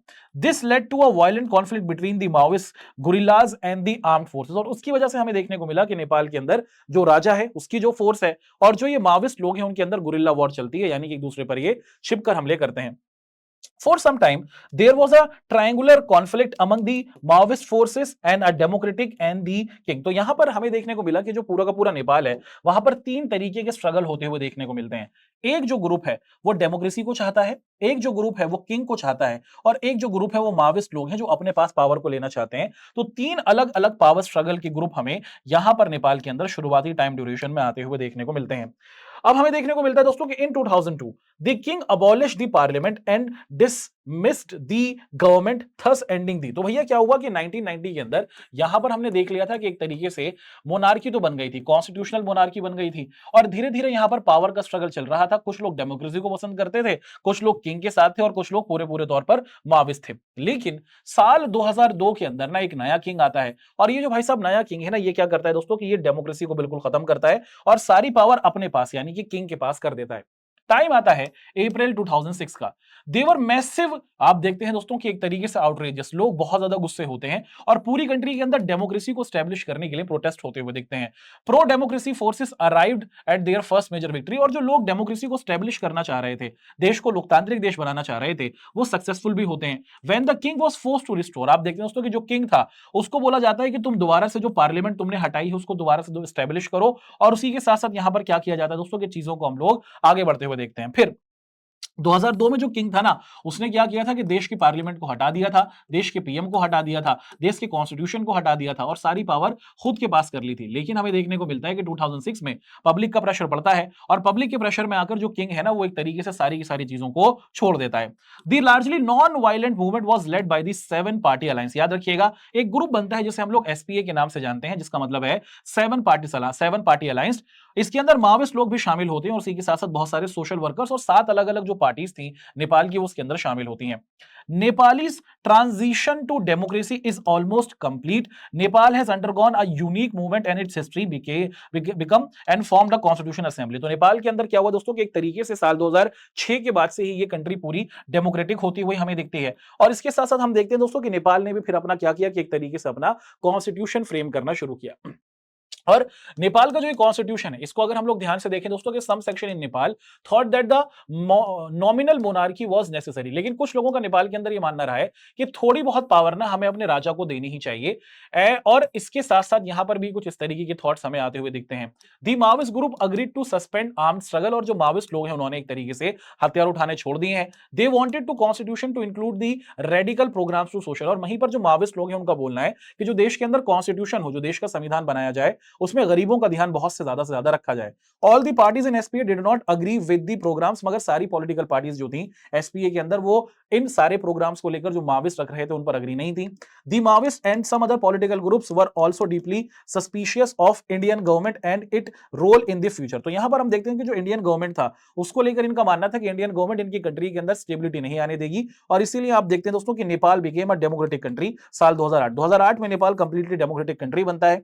2002 में डेमोक्रेसी हटाई जा रही है। एक बार सारे के सारे जो हमारे पॉइंट्स हैं उसको मैं एक बार क्विकली आपके सामने यहां पर रखता हूं। तो अगर आप लोग नेपाल के बारे में देखते हैं, साल हमें देखने को मिलता है कि 1990 के अंदर ये कंट्री बनती है कॉन्स्टिट्यूशनल मोनार्की। पॉइंट हुआ क्लियर। फिर हम देखते हैं भैया कि यहां पर एक तरीके से साल 2002 के अंदर एक नया किंग आ गया है। और ये किंग क्या करता है दोस्तों कि जो पार्लियामेंट है उसे हटाता है, कॉन्स्टिट्यूशन को हटाता है और सारी की सारी जो पावर है वो अपने पास कर लेता है। किंग का नाम क्या है? किंग का नाम है राजा ज्ञानेंद्र। हमें जानने की जरूरत नहीं, पेपर में नहीं आएगा। फिर पूछा जाता है दोस्तों कि क्या हुआ कि यहां पर जो लोग हैं वो साल 2006 में डेमोक्रेसी को स्टैब्लिश कराने के लिए प्रोटेस्ट करते हैं। और डेमोक्रेसी को स्टैब्लिश कराने के लिए जो प्रोटेस्ट था ना, ये काफी ज्यादा फायदेमंद होता है। फिर देखने को मिलता है कि एक तरीके से ना यहां पर डेमोक्रेसी को स्टोर किया जाता है। एसपीए 7 पार्टी अलायंस बनता है, जिसके अंदर हमें माओविस्ट भी दिखते हैं, डेमोक्रेटिक्स लोग भी दिखते हैं और बहुत सारे सोशल वर्कर्स भी देखने को मिलते हैं। प्रेशर बनता है, डिमांड होती है कि भैया देश के अंदर कॉन्स्टिट्यूशन बनाया जाए। साल 2008 में ये कंट्री कंप्लीटली डेमोक्रेटिक हो जाती है। यहां से जो किंग थी उसकी सारी की सारी पावर को हटा दिया जाता है और फिर 2015 में जाकर इस कंट्री का कॉन्स्टिट्यूशन बन जाता है। अभी हम लोग साल 2025 में बैठे हैं, 10 साल पहले इस कंट्री का कॉन्स्टिट्यूशन बना है। अभी आपने रिसेंटली अगर देखा होगा, हाल फिलहाल में हमने देखा था कि नेपाल के अंदर एक पॉपुलर स्ट्रगल दोबारा हुआ है, जिसके अंदर नेपाल के अंदर मौजूद जो वहां की करंट गवर्नमेंट थी उसके अंदर हमें देखने को मिलता है कि जो लोग थे ना, ये सही तरीके से काम नहीं कर रहे थे। और नेपाल के अंदर जो एरिस्टो क्लास था, यानी कि जो यहाँ के रिच लोग थे, उनके पास बहुत ज्यादा पावर आ गई थी। और ये जो रिच क्लास थी, इनके पास सारे के सारे रिसोर्सेस थे और जितने भी मिनिस्टर्स थे ना, इनके पास भी बहुत अच्छी अच्छी रिसोर्सेस थे। और इनके जो बच्चे थे ना, वो बहुत ही वेल्दी लाइफस्टाइल फॉलो कर रहे थे। वहीं जो लोकल नेपाली लोग थे, उनके पास ज्यादा रिसोर्सेस नहीं थे। और इसीलिए अभी 2-3 हफ्ते पहले ही अगर हम ध्यान से देखें दोस्तों, तो हमें देखने को मिलता है कि नेपाल में एक बहुत बड़ा पॉपुलर स्ट्रगल हुआ है और जहां पर जो नेपाल की करंट गवर्नमेंट थी उसको डिसकंटिन्यू किया गया है। और वहां पर एक तरीके से स्टूडेंट्स ने पूरे के पूरे अपसेट को करके दिखाया है। ठीक है, क्या ये रीसेंट इंफॉर्मेशन आपके पेपर में आएगी? नहीं, आपको सिर्फ पुरानी इंफॉर्मेशन याद रखनी है साल 2008 तक, है ना। तो यहां पर तो हमने नेपाल की जो इंटरनल पॉलिटिक्स है उसके बारे में देख लिया और नेपाल की पॉलिटिक्स के अंदर क्या क्या चेंजेस आते हैं उनको हमने देख लिया, है ना। कि ये सारे के सारे जो पॉइंट्स थे और ये सारे के सारे बदलाव थे वो हम नेपाल के अंदर यहाँ पर देख पाते हैं, है ना। तो इसी पॉइंट को हमने यहाँ पर एक एक कर आपके सामने देखा कि 7 पार्टी अलायंस अपन को बनता हुआ दिखता है। और साल 2015 से जो पूरी की पूरी पॉलिटिकल कंट्री थी, ये एक कॉन्स्टिट्यूशनल कंट्री बन जाती है और ये एक रिपब्लिकन कंट्री भी बन जाती है, यानी कि इनका एक अपना कॉन्स्टिट्यूशन भी हमें देखने को मिलता है। अब बढ़ते हैं आगे। यहां तक हमने पाकिस्तान को देखा, बांग्लादेश को देखा, हमने नेपाल की पूरी इंटरनल पॉलिटिक्स को समझा। अब हम लोग आगे लेके चलते हैं आपको श्रीलंका की तरफ। यहां पर हमें देखने को मिलता है कि यहां पर एथनिक कॉन्फ्लिक्ट है, यानी कि यहां पर एक तरीके से लैंग्वेज को लेकर झगड़ा है और कौन श्रीलंका का लोकल आदमी है उसको लेकर फड्डा दिखता है। We have already seen that Sri Lanka had attend democracy since its independence. 1948 से ही श्रीलंका क्या करता है कि डेमोक्रेसी को अपने यहां पर रखता है। But it faced a serious challenge, but इनकी कंट्री में एक बहुत बड़ी परेशानी थी, द मिलिट्री और monarchy but rather than ethnic conflict. तो यहां पर मिलिट्री से कोई झगड़ा नहीं था, यहां पर कोई राजा नहीं था, बट यहां पर एथनिक कॉन्फ्लिक्ट था। यहां पर अलग अलग जो लैंग्वेज के ग्रुप थे ना वो आपस में लड़ रहे थे, और इसकी वजह से देश का एक पूरा का पूरा सेक्शन हमें अलग होता हुआ दिख रहा था, या फिर देश के एक पूरे रीजन को अलग करने की, देश के एक अलग टुकड़े को एक नए देश बनाने की, श्रीलंका से अलग होकर एक नई कंट्री बनाने की बात हो रही थी। आफ्टर द इंडिपेंडेंस आपको देखने को मिलता है कि श्रीलंका को आजादी मिलती है, और श्रीलंका क्या करता है दोस्तों कि इसको पहले हम लोग सीलोन के नाम से जानते हैं, was dominated by forces that represented in the interest of majority सिंघालास। तो श्रीलंका के अंदर एक लैंग्वेज बोली जाती है जिसे हम लोग सिंघालास बोल रहे हैं, और ये जो सिंघलास कम्युनिटी है ना, ये क्या करते हैं दोस्तों कि ये श्रीलंका के अंदर 74% के आसपास हमें देखने को मिलते हैं। They were hostile to large number of Tamils, और तमिल भी यहां पर रहा करते हैं, और जो तमिल थे ना वो इस कंट्री के अंदर हमें 18% के आसपास रहते हुए दिखते थे। Who had migrated to India to Sri Lanka and settle there. तो बहुत सारे जितने भी तमिलियंस थे ये हमें कहां से आते हुए दिखते हैं, ये इंडिया के तमिलनाडु से वहां पर गए थे। This migration continued even after independence and the Sinhalas nationalist thought that Sri Lanka should not be conscious of Tamil. तो भैया क्या हुआ कि एक तरीके से श्रीलंका को आजादी मिली 1948 में, और श्रीलंका की आजादी के बाद श्रीलंका के लोगों का मानना है कि जो तमिलनाडु से यहां पर आने वाले तमिल्स हैं ना उनको हमें कोई राइट नहीं देना, और श्रीलंका के अंदर क्या होना चाहिए दोस्तों कि श्रीलंका के अंदर तो एक ना एक तरीके से सीधे सीधे तौर पर सिर्फ जो श्रीलंकन लोग हैं ना उन्हीं का, जो सिंघालास जो यहाँ के नेटिव लोग हैं उन्हीं का डोमिनेंस होना चाहिए। The neglect of Tamil concerns, आप देखें दोस्तों कि तमिल्स को यहां पर कोई राइट नहीं दिए गए, और तमिल्स को कहीं ना कहीं यहां पर सप्रेस किया गया। इसी के कॉन्टेक्स्ट में हम लोग अपनी सारी बातों को एक बार क्विकली यहां पर देखते चलते हैं, ताकि कोई पॉइंट और किसी तरीके का कोई कंफ्यूजन नहीं रहे। हम लोग यहां पर बात करते हैं श्रीलंका के कॉन्टेक्स्ट में।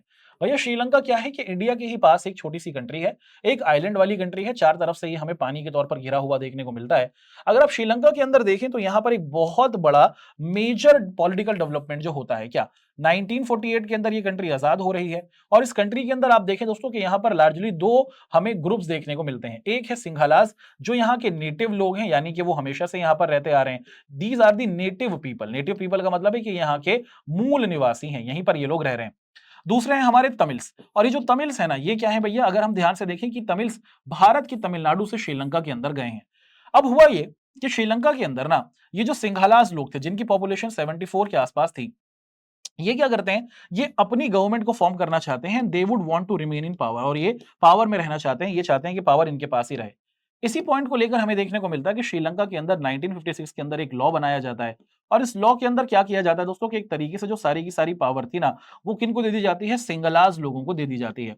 इस कंट्री के अंदर बोला जाता है कि जितनी भी गवर्नमेंट जॉब्स निकलेंगी वो सिंगलाज लोगों को दी जाएंगी। जो सिंगला लोगों का रिलीजन था जिसे हम लोग बुद्ध रिलीजन कहते हैं उसको आगे बढ़ाया जाता है, और तमिल्स को सप्रेस किया जाता है। तमिल को कोई राइट्स नहीं मिलते हैं, तमिल लोगों को बहुत ज्यादा परेशानियां होती हैं, इनको कोई रिप्रेजेंटेशन नहीं मिलती है कंट्री के अंदर। अब भैया तुम किसी को दबाओगे तो कब तक दबेगा। तमिल्स क्या करते हैं दोस्तों, फ्रॉम 1983 वर्ड्स ये क्या करते हैं कि अपना एक मिलिटेंट ग्रुप बना लेते हैं। अगर आप किसी को सप्रेस करेंगे, अगर आप किसी को दबाएंगे, किसी को कोई राइट्स नहीं देंगे, तो लोगों में गुस्सा आएगा, और तमिल्स में भी गुस्सा आता है, और तमिल्स लोग अब यहां पर रिटेलिएट करेंगे और यहां पर जवाब देंगे। क्या जवाब देंगे, तमिल्स बोलते हैं कि भैया हम बनाने जा रहे हैं अपना एक ग्रुप जिसे हम लोग लिबरेशन टाइगर्स ऑफ तमिलिलम, या फिर जिसको शॉर्ट फॉर्म में हम लोग LTTE के नाम से जानते हैं। तो ये एक अपना ग्रुप बना रहे हैं जिसे ये लोग LTTE के नाम से जानते हैं। LTT क्या है दोस्तों कि एक फाइटिंग है, एक ग्रुप बना है जो स्ट्रगल करेगा, जो श्रीलंका की जो आर्मी होगी ना इससे लड़ेगा, और ये लोग डिमांड करते हैं किस चीज की, तमिलिलम की। तमिलिलम का मतलब क्या है, इनका बोलना है, क्या बोलना है भैया, श्रीलंका के अंदर ये जो हमारे तमिल्स थे, ये पूरा का पूरा अगर हमारा श्रीलंका है तो श्रीलंका का जो ये नॉर्दर्न पार्ट है, श्रीलंका का ये जो हमारा नॉर्दर्न पार्ट है, यहीं पर तमिल्स लोग रहा करते थे, यहीं पर श्रीलंका के तमिल लोग रहा करते थे। और इन तमिलियंस का मानना है, क्या मानना है भैया, कि हमें ना अपने लिए एक अलग कंट्री बनानी है। जो हमारा श्रीलंका का नॉर्थ वाला हिस्सा है ना उसको एक नई कंट्री तमिलिलम हमें बनाना है, एक सेपरेट कंट्री ये बनाना चाह रहे थे जो श्रीलंका के तमिल्स का होगा। और एक तरीके से ना इस पूरे पूरे रीजन पर हमें देखने को मिलता है, इस पूरी कंट्री में LTT के जो लोग थे तमिल्स, और उसी के साथ साथ जो श्रीलंका के लोग थे उनमें बहुत लंबी चढ़ाई चलती है। This Sri Lankan problem involves people of Indian origin. India के लोगों ने भी क्या किया दोस्तों कि इंडियन गवर्नमेंट से बोला कि श्रीलंका की तरफ ध्यान दो। क्यों, अगर आप लोग ध्यान से देखें हमें देखने को मिलता है कि ये हमारा इंडिया है, और यहां पर हमें देखने को मिलता है दोस्तों कि श्रीलंका है। इंडिया से बहुत सारे जो तमिल्स थे ना वो यहां पर माइग्रेटेड हो गए थे। तो बहुत सारे जो तमिलियंस थे इनके रिलेटिव्स इंडिया के तमिलनाडु में भी रहा करते थे, इंडिया के तमिलनाडु में भी रहा करते थे। और ये लोग देखते थे कि जो यहाँ तमिलनाडु से यहाँ जो कुछ लोग चले गए थे इनके रिलेटिव्स भारत के तमिलनाडु में भी थे। तो यहाँ के तमिल भाषा बोलने वाले लोग देखते थे कि भाई हमारे भाई लोग श्रीलंका के अंदर परेशान है, तो ये जो तमिलनाडु के तमिल बोलने वाले लोग हैं ना, ये इंडियन गवर्नमेंट से क्या करते हैं दोस्तों कि एक तरीके से बोलते हैं कि मालिक, हमारे जो लोग हैं ना उनकी परेशानी है, उनकी तरफ ध्यान दो। और इंडियन गवर्नमेंट भी क्या करती है दोस्तों कि इंडियन गवर्नमेंट भी इस प्रॉब्लम के अंदर कहीं ना कहीं इंटरवीन करती है। And there was a considerable pressure from the Tamil, Tamil लोग जो हैं भारत के, वो क्या करते हैं, भारत की सरकार से बोलते हैं कि श्रीलंका के तमिल्स की ध्यान दो, and Indian government should protect the interest of Tamils. और इंडियन गवर्नमेंट क्या करती है, ये बोलती है कि भैया एक तरीके से इंडिया के अंदर जो रहने वाले तमिल्स हैं, वो बोलते हैं कि भारत की सरकार को क्या करना चाहिए, श्रीलंका के अंदर जो रहने वाले तमिल्स हैं उनको बचाना चाहिए। The government of India has from time to time tried to negotiate, Bharat की सरकार ने क्या किया, एक तरीके से श्रीलंका की गवर्नमेंट से बातचीत करने की कोशिश की, और एक तरीके से तमिल्स को बचाने के लिए, और तमिल इस पूरे की पूरी कंट्री में पीस हो सके इसकी कोशिश की। But in 1987 the government of India for the first time got directly involve, 1987 में भारत की सरकार डायरेक्टली इन्वॉल्व होती है।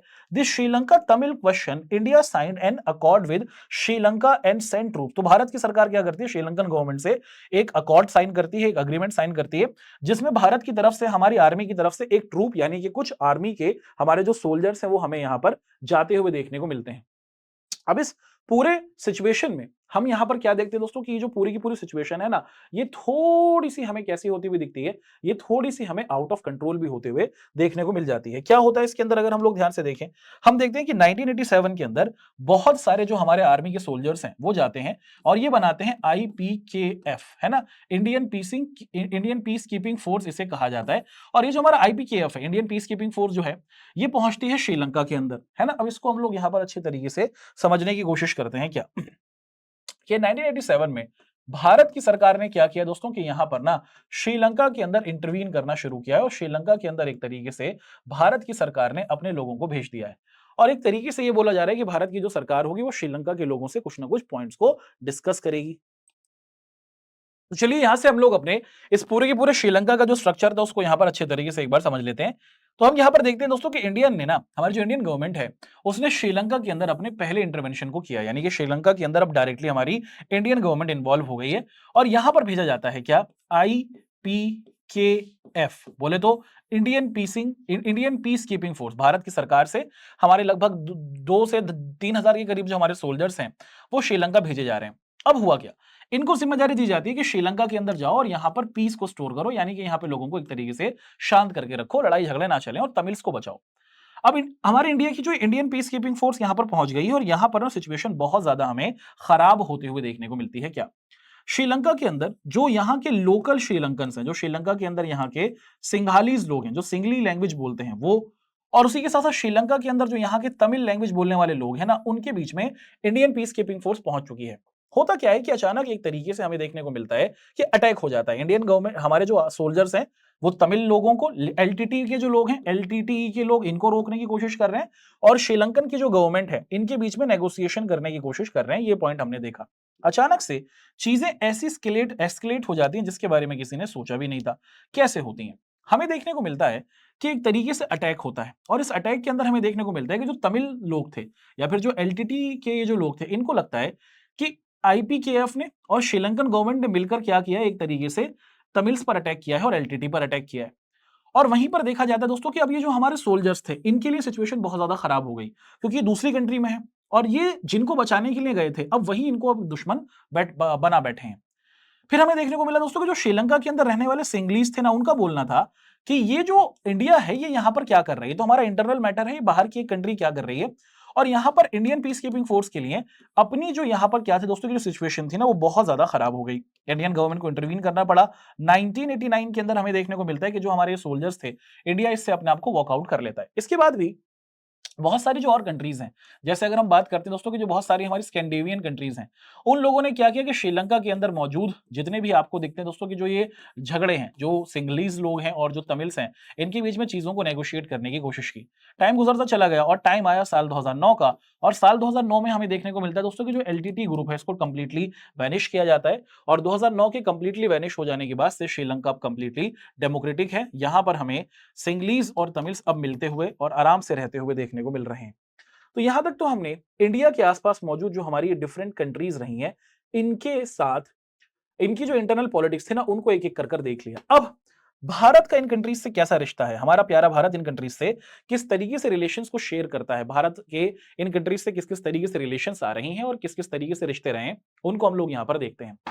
हम बात करते हैं इंडिया पाकिस्तान कॉन्फ्लिक्ट के बारे में। भारत पाकिस्तान के रिश्ते कैसे हैं, झगड़े के साथ ही हमें यहां पर दिखते हैं।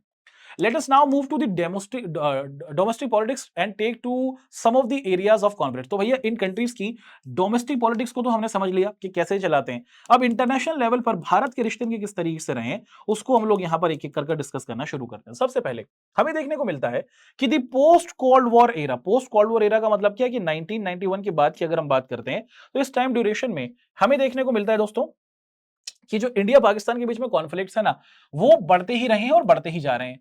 We have already noticed that the conflict around international democracy or ethnic differences, but there are also some very crucial conflicts for the international nature। तो दुनिया में अलग अलग देश अलग अलग इश्यूज पर लड़ते रहते हैं, बट अगर हम बात करते हैं किसकी बेटा, इंडिया के कॉन्टेक्स्ट में, तो इसके जो इश्यूज पाकिस्तान के साथ रहे हैं वो अलग अलग मैटर्स पे हैं। सबसे पहले the most silent and overwhelming of these conflict is the course of one between India Pakistan. South Asia के अंदर जो सबसे बड़ा झगड़ा रहता है दो कंट्रीज के बीच में, वो इंडिया और पाकिस्तान के बीच में ही हमें देखने को मिलता है।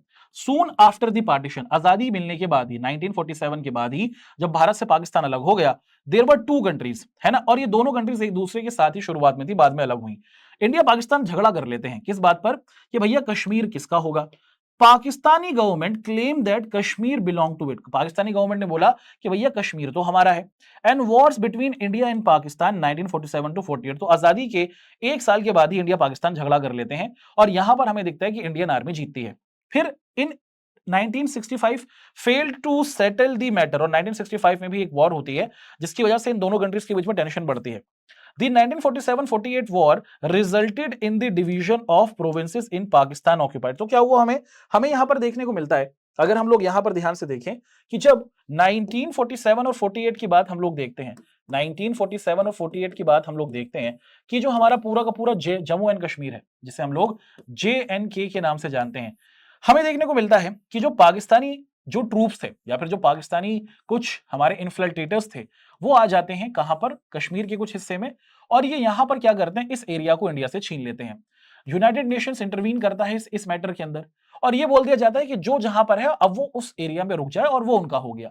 तो कश्मीर का कुछ हिस्सा ना हमें दिखता है दोस्तों कि वो पाकिस्तान के पास चला गया है, और इंडिया इसको क्या बोलता है, इंडिया इसको बोलता है POK, बोले तो पाकिस्तान ऑक्यूपाइड कश्मीर, हिंदी में बोलते हैं पाकिस्तान अधिकृत कश्मीर। पाकिस्तानी लोग इसको अलग नाम से जानते हैं, पाकिस्तानी लोग बोलते हैं कि यह है आजाद कश्मीर, यानी कि इन लोगों ने इसको आजाद करा लिया है, और इनका मानना है कि पूरा का पूरा जो कश्मीर है ना वो हिंदुस्तान से ले लेंगे। ये इनकी पाकिस्तानियों की एक अलग अपनी सोच रही है ना। इस पॉइंट को हमने यहां पर देखा। बढ़ते हैं आगे, आगे बढ़ते हुए जो हमारे आगे के पॉइंट्स आते हैं उनको देखते हैं। Kashmir and India, province of Jammu and Kashmir divided the line of control इन 1907, है ना। तो यहां पर हमें देखा कि एक तरीके से कश्मीर जो है ये लाइन ऑफ कंट्रोल के जरिए डिवाइडेड हो जाता है, और पाकिस्तान ने जो इंडिया के कश्मीर वाले हिस्से पे कब्जा किया हुआ उसे हम लोग POK के नाम से पुकार रहे हैं। इन 1971, यानी कि साल 1971 की बात हो रही है, और 1971 के अंदर हमें दिखता है कि इंडिया वॉन अ डिसाइसिव वॉर अगेंस्ट पाकिस्तान, और इंडिया ने क्या किया, एक तरीके से पाकिस्तान को हराया। But the Kashmir issue remain unsettled, तो कश्मीर का जो हमारा मैटर है वो अभी रिजॉल्व नहीं है। India's conflict with Pakistan is also over strategic issues, तो इंडिया की बात अगर हम करते हैं, हमें देखने को मिलता है दोस्तों कि दोनों कंट्रीज जो हैं एक तरीके से ना सियाचिन ग्लेशियर को लेकर भी लड़ रहे हैं, and over assumption of arms, और उसी के साथ साथ इनके हथियार भी बढ़ते जा रहे हैं। The arms race between these two countries assumed that new characters with both states acquiring nuclear power, दोनों कंट्रीज बहुत सारे वेपन्स बनाते जा रहे हैं जिससे हथियार बढ़ते जा रहे हैं। Missiles to deliver such arms, और एक दूसरे के साथ ये लोग क्या करते हैं दोस्तों कि बहुत खतरनाक वेपन्स बना रहे हैं जो एक दूसरे पर अटैक कर सकते हैं। 1990s के अंदर हमें देखने को मिलता है, स्पेसिफिकली 1998 के अंदर इंडिया क्या करता है दोस्तों कि अपना एक न्यूक्लियर एक्सप्लोजन करता है जो पोखरण के अंदर होता है, जिसे हम लोग पोखरण 2 के नाम से जानते हैं, है ना, क्योंकि इससे पहले हमने 1974 में भी किया था जो फेल हो गया था। Pakistan responded with a few days by carrying out nuclear test, तो पाकिस्तान ने भी क्या किया, इंडिया ने क्या किया बेटा कि इंडिया ने मई के महीने में किया है, और पाकिस्तान ने भी मई के महीने में 1998 में अपने दोनों के दोनों टेस्ट को कर लिया है। है ना। और पाकिस्तान ने जो अपना ये टेस्ट किया है वो हमें चंगाई हिल्स में होता हुआ दिखता है, भारत ने जो किया है वो हमें पोखरण में होता हुआ देखने को मिलता है। Since then India and Pakistan seem to have built a military relation, और दोनों कंट्रीज के बीच में हमें एक तरीके से जो पहले टेंशन थी अब वो इक्वल हो चुकी है, क्योंकि पाकिस्तान के भी न्यूक्लियर पास है वेपन और इंडिया के पास भी हमें न्यूक्लियर वेपन कहीं ना कहीं देखने को मिला, और दोनों कंट्रीज किसी फुल स्केल वॉर में अभी तक नहीं गई हैं। हालांकि क्योंकि आपकी बुक पुरानी है, अगर आपने पिछले 2-3 महीने की पॉलिटिक्स को देखा होगा तो उसके अंदर एक बहुत बड़ा चेंज आया है। हमने देखा है कि भैया इंडिया पाकिस्तान एक तरीके से वॉर जैसी सिचुएशन में थे, जब हमें देखने को मिलता है दोस्तों कि पाकिस्तान की तरफ से हमारे इंडिया के कश्मीर वाले हिस्से पर अटैक किया गया, तो इंडियन गवर्नमेंट ने ऑपरेशन सिंदूर को एक बहुत बड़े लेवल पर अंजाम दिया था। But both the governments continue to suspicious on each other, दोनों कंट्रीज जो है एक दूसरे को लेकर सस्पिशियस ही रहती हैं, डरती रहती हैं, श्योर नहीं है। The Indian government has blamed the Pakistani government for using a strategy of low key violence by helping the Kashmiri. Indian government का बोलना है कि पाकिस्तान क्या करता है, कश्मीरी लोगों को उकसाता है और कश्मीर के अंदर हथियार भेजता है, कश्मीर के लोगों को ट्रेनिंग देता है और वहां पर पैसा भेजा जाता है, और एक तरीके से ना उनको क्या किया जाता है कि देश के खिलाफ ही तैयार किया जाता है। और कश्मीर में जो टेररिस्ट अटैक्स होते हैं वो सारे के सारे क्या बोलता है, इंडिया बोलता है कश्मीर करा पाकिस्तान कराता है। The Indian government also believed that Pakistan had aided the pro Khalistan. Indian government का ये भी बोलना है कि पाकिस्तान कश्मीर के अंदर तो चीजें खराब करता ही है, उसी के साथ साथ जो हमारा पंजाब का हिस्सा है ना वहां पर खालिस्तानी मूवमेंट के पंजाब को अलग कर एक खालिस्तान करके देश बनेगा, इसकी भी बात दिखती है। एंड उसी के साथ साथ इंडिया बोलता है दोस्तों कि द पीरियड 1985 इन 10 सालों के अंदर हमें देखने को मिलता है it's spy agency internal service intelligence. तो पाकिस्तान की एक स्पाई एजेंसी है जो छुपकर काम करते हैं, जिसे हम लोग आईएसआई कहते हैं, और इंडिया की जो स्पाई एजेंसी है उसे हम लोग रॉ के नाम से जानते हैं, रिसर्च एनालिसिंग विंग, है ना। पाकिस्तान के अंदर जो आईएसआई है is alleged to involved in various anti Indian corruption. तो ये जो आईएसआई है ये भारत के खिलाफ बहुत सारे ऐसे काम करता है जो इंडिया को कहीं ना कहीं परेशान करते हैं। तो ये पंजाब वाले हिस्से में इंडिया के खिलाफ काम करते हैं, कश्मीर में लोगों को उकसाते हैं, और उसी के साथ साथ जो नॉर्थ ईस्ट वाला हमारा हिस्सा है ना, उसके अंदर भी चीजों को खराब करते हैं, और बांग्लादेश नेपाल के साथ भी हमारे रिश्तों को कहीं ना कहीं खराब करते हैं। पाकिस्तान की गवर्नमेंट क्या बोलती है? The government of Pakistan in turn believes that Indian government and it's security agencies for formatting trouble. Indian government पर पाकिस्तानी गवर्नमेंट इल्जाम लगाती है कि जो सिंध और बलूचिस्तान वाला हिस्सा है ना, यहां पर इंडिया इंटरवीन करता है और हमारे लोगों को उकसाता है कि तुम पाकिस्तानी गवर्नमेंट के साथ नहीं रहो। India and Pakistan also had problems over the sharing of river. तो पानी के लेके भी झगड़ा इन दोनों कंट्रीज में। अंटिल 1960 हमें देखने को मिलता है दोस्तों कि they were looked in the freezing agreement. तो 1960 में एक अग्रीमेंट किया गया over the use of the rivers. तो यहां पर बहुत सारी रिवर्स थी जो बेसिकली इंडस रिवर के अंदर आया करती थी, इसको लेकर हमें होता हुआ देखने को मिलता है 1960 में। और इस पूरी की पूरी ट्रीटी को कराता है वर्ल्ड बैंक। तो वर्ल्ड बैंक आता है और इस पूरी की पूरी ट्रीटी को कराता है, एक अग्रीमेंट को कराता है। India and Pakistan sign the Indus water treaty which has survive till to this day. अगर हम देखें दोस्तों कि जो इंडस वाटर ट्रीटी है ये हमें, आपकी जो बुक है क्योंकि पुरानी छपी हुई है, लेकिन करंट सिनेरियो में हम देखें 2-3 महीने पहले ये इंडस वाटर ट्रीटी को इंडिया ने डिसकंटिन्यू कर दिया, डिसॉल्व कर दिया है, जब इंडिया पर अटैक हुआ था। और उसके बाद से इंडिया ने क्या किया दोस्तों कि हम कंप्लीटली ये बोलते हैं कि भैया इंडस जो बेसिन है उसका सारा का सारा पानी अब हम अपने हिसाब से यूज कर सकते हैं, चाहे हम इसे रोकें या फिर हम किसी और तरफ डाइवर्ट कर दें या फिर हम इस पर डैम्स बनाएं, अब हम इस ट्रीटी को फॉलो नहीं करते। लेकिन आपकी बुक पुरानी छपी है तो आपको इसी के अकॉर्डिंग पर चलना पड़ेगा। अगर हम ध्यान से देखें दोस्तों कि of various military conflicts in which the two countries have been involved, there are still some minor differences about the interruption of the Indus water treaty and use of river water. दोनों तरफ से एलिगेशंस लगते रहते हैं। The two counters are not in the agreement over the demarcation line of Sir Creek. तो एक Sir Creek कर भी एरिया, अभी सरक्रीक कर एरिया हमें कहां देखने को मिलता है? अगर हम सरक्रीक की बात करते हैं बेटा तो ये हमें टिपिकली देखने को मिलता है हमारे रण ऑफ कच्छ यानी कि गुजरात के अंदर। अब ये सरक्रीक क्या है इसे हम देखें। गुजरात के अंदर हमें दिखता है दोस्तों कि यहां पर ना जो समुद्र का पानी है वो अंदर आ जाता है, और समुद्र के अंदर जब पानी अंदर आ जाता है तो यहां पर ना एक तरीके से इंडिया और पाकिस्तान की जो बॉर्डर है ना उसको डिसाइड करना बहुत मुश्किल होता है। इंडिया बोलता है ये जो सरक्रीक का नामक एरिया है, इंडिया बोलता है कि इसके आगे तक का एरिया हमारा है, और पाकिस्तान बोलता है कि सरक्रीक के आगे वाला जो हिस्सा है ना वो उनका है। क्योंकि ये दलदली एरिया है तो यहां पर बॉर्डर क्रिएट कर पाना बहुत ज्यादा मुश्किल होता है। और इस सरक्रीक वाले एरिया पर भी आप देखते हैं दोस्तों कि दोनों के दोनों कंट्रीज इस रीजन को लेकर भी कहीं ना कहीं डिस्प्यूट में रहती हैं और झगड़े इनके बीच में बने रहते हैं, है ना। तो इस पॉइंट को हमने यहां पर देखा कि ये जो दोनों दोनों कंट्रीज हैं इनके बीच में सरक्रीक को लेकर भी कहीं ना कहीं टेंशन और सिचुएशन थोड़ी सी खराब है। हम देखें दोस्तों कि ये दोनों कंट्रीज रही हैं, है ना, माइनर इन्विटेशन रहा, और हमने इस पॉइंट को आपके सामने यहां पर सरक्रीक वाले पॉइंट को भी देखा। इंडिया के पाकिस्तान के साथ तो बहुत बड़ी टेंशन रही है, और जो हमारी नेबरिंग कंट्रीज हैं उनके साथ इंडिया की क्या इन्वॉल्वमेंट रही है या फिर इंडिया किस तरीके से काम कर रहा है, उसको हम लोग यहां पर एक एक कर देखते हैं। The government of India and the Bangladesh have had differences over several years. तो भारत के बीच में बांग्लादेश के बीच में झगड़े रहे हैं। सबसे पहले जो गंगा रिवर है ना, जो गंगा का पानी आता है और ब्रह्मपुत्र का जो पानी आता है, इसके बीच में इंडिया और बांग्लादेश के बीच में झगड़े रहे हैं। Unhappy with the Bangladeshi denial of illegal immigration, बहुत सारे जो बांग्लादेशी हैं वो इंडिया के अंदर आ जाते हैं। And it's support of anti Indian Islamic fundamentalist, तो बांग्लादेश के अंदर ना बहुत सारे इस्लामिक फंडामेंटलिस्ट हैं, यानी कि वो इस्लाम के कट्टरपंथी हैं जो एक तरीके से क्या करते हैं, बांग्लादेश के अंदर रहते हैं और इंडिया के खिलाफ एक तरीके से आग उगलते हैं और इंडिया के लिए चीजें खराब करते हैं। तो इंडियन गवर्नमेंट इसको भी कहीं ना कहीं रोकने की बात करती है। उसी के साथ साथ दोस्तों बांग्लादेश की तरफ से हमें देखने को मिलता है कि जो हमारे नॉर्थ ईस्ट के रीजन है ना, उसके अंदर भी चीजें होती हैं। अच्छा, अब देखें दोस्तों कि it is decision not to export natural gas to India. बहुत बार हम देखते हैं दोस्तों कि जो बांग्लादेश है उसने बोला है कि हम ना क्या करेंगे, हम अपनी गैस को, जो नेचुरल गैस बांग्लादेश में निकलती है, हम उसको इंडिया में नहीं बेचेंगे और allow Myanmar to do so, है ना, थ्रू बांग्लादेश। आप देखते हो दोस्तों कि म्यांमार को बेचने के लिए हम इंटरेस्टेड होंगे लेकिन इंडिया के साथ जाना नहीं चाहेंगे। Bangladeshi government have felt that the Indian government behaves like regional bully. Bangladeshi government का बोलना है कि जो इंडिया है ना वो एक तरीके से अपने बड़े साइज का फायदा उठाता है और अपने हिसाब से चीजें कराना चाहता है। Over the sharing of river water, के पानी के अंदर अगर हम बात करें, जो हमारा फरक्का ट्रीटी दिखती है जो इंडिया के बीच में है और बांग्लादेश के बीच में है, उसी के साथ साथ हमें देखने को मिलता है कि बांग्लादेश के अंदर ना चिटगांव हिल करके एक एरिया है, यहां पर हमें देखने को मिलता है कि एक तरीके से नेचुरल गैस है and being unfair to trade, और ये बोला जाता है कि यहां पर इसको इंडिया जबरदस्ती अपने फेवर में कराना चाहता है। These two countries could not resolve the boundaries, और अभी भी इन दोनों कंट्रीज के बीच में बॉर्डर को लेकर हमें डिस्प्यूट देखने को मिल जाता है। डिस्पाइट देयर डिफरेंसेस, टेंशन तो दोनों कंट्रीज के बीच में है। India and Bangladesh do cooperate with many issues, मगर बहुत सारी सिचुएशन में दोनों मदद भी करते हैं। इकोनॉमिक रिलेशन की बात करें दोस्तों तो पिछले 20 सालों के अंदर इंडिया बांग्लादेश के रिश्ते बहुत मजबूत हुए हैं। Bangladesh is a part of India look east policy. Look east policy का मतलब कि हम ईस्ट कंट्रीज की तरफ जाना चाहते हैं, है ना, यानी कि जो हमारे साउथ ईस्ट एशिया की कंट्रीज है। और उसी के साथ साथ दोस्तों अगर हमें बांग्लादेश से होते हुए निकलना है, म्यांमार जाना है और कंट्रीज में, तो बांग्लादेश हमारे लिए एक बहुत स्ट्रेटेजिक कंट्री रहता है। ऑन डिजास्टर मैनेजमेंट की जब भी आपदा आती है, कोई परेशानी आती है, तो इंडिया हमेशा से क्या करता है दोस्तों कि बहुत बड़े लेवल पर मदद करता है। In 2015 they exchange certain enclaves efforts are on the border of area of cooperation, तो बड़े लेवल पर दोनों कंट्रीज अपने साथ एक दूसरे के साथ कोऑपरेशन कर रही हैं और बहुत सारे जो सेंसिटिव इश्यूज हैं ना उनको रिजॉल्व करा रही हैं। इंडिया नेपाल की अगर बात की जाए, India Nepal enjoy a very special relation. India Nepal के रिश्ते बहुत स्ट्रांग हैं।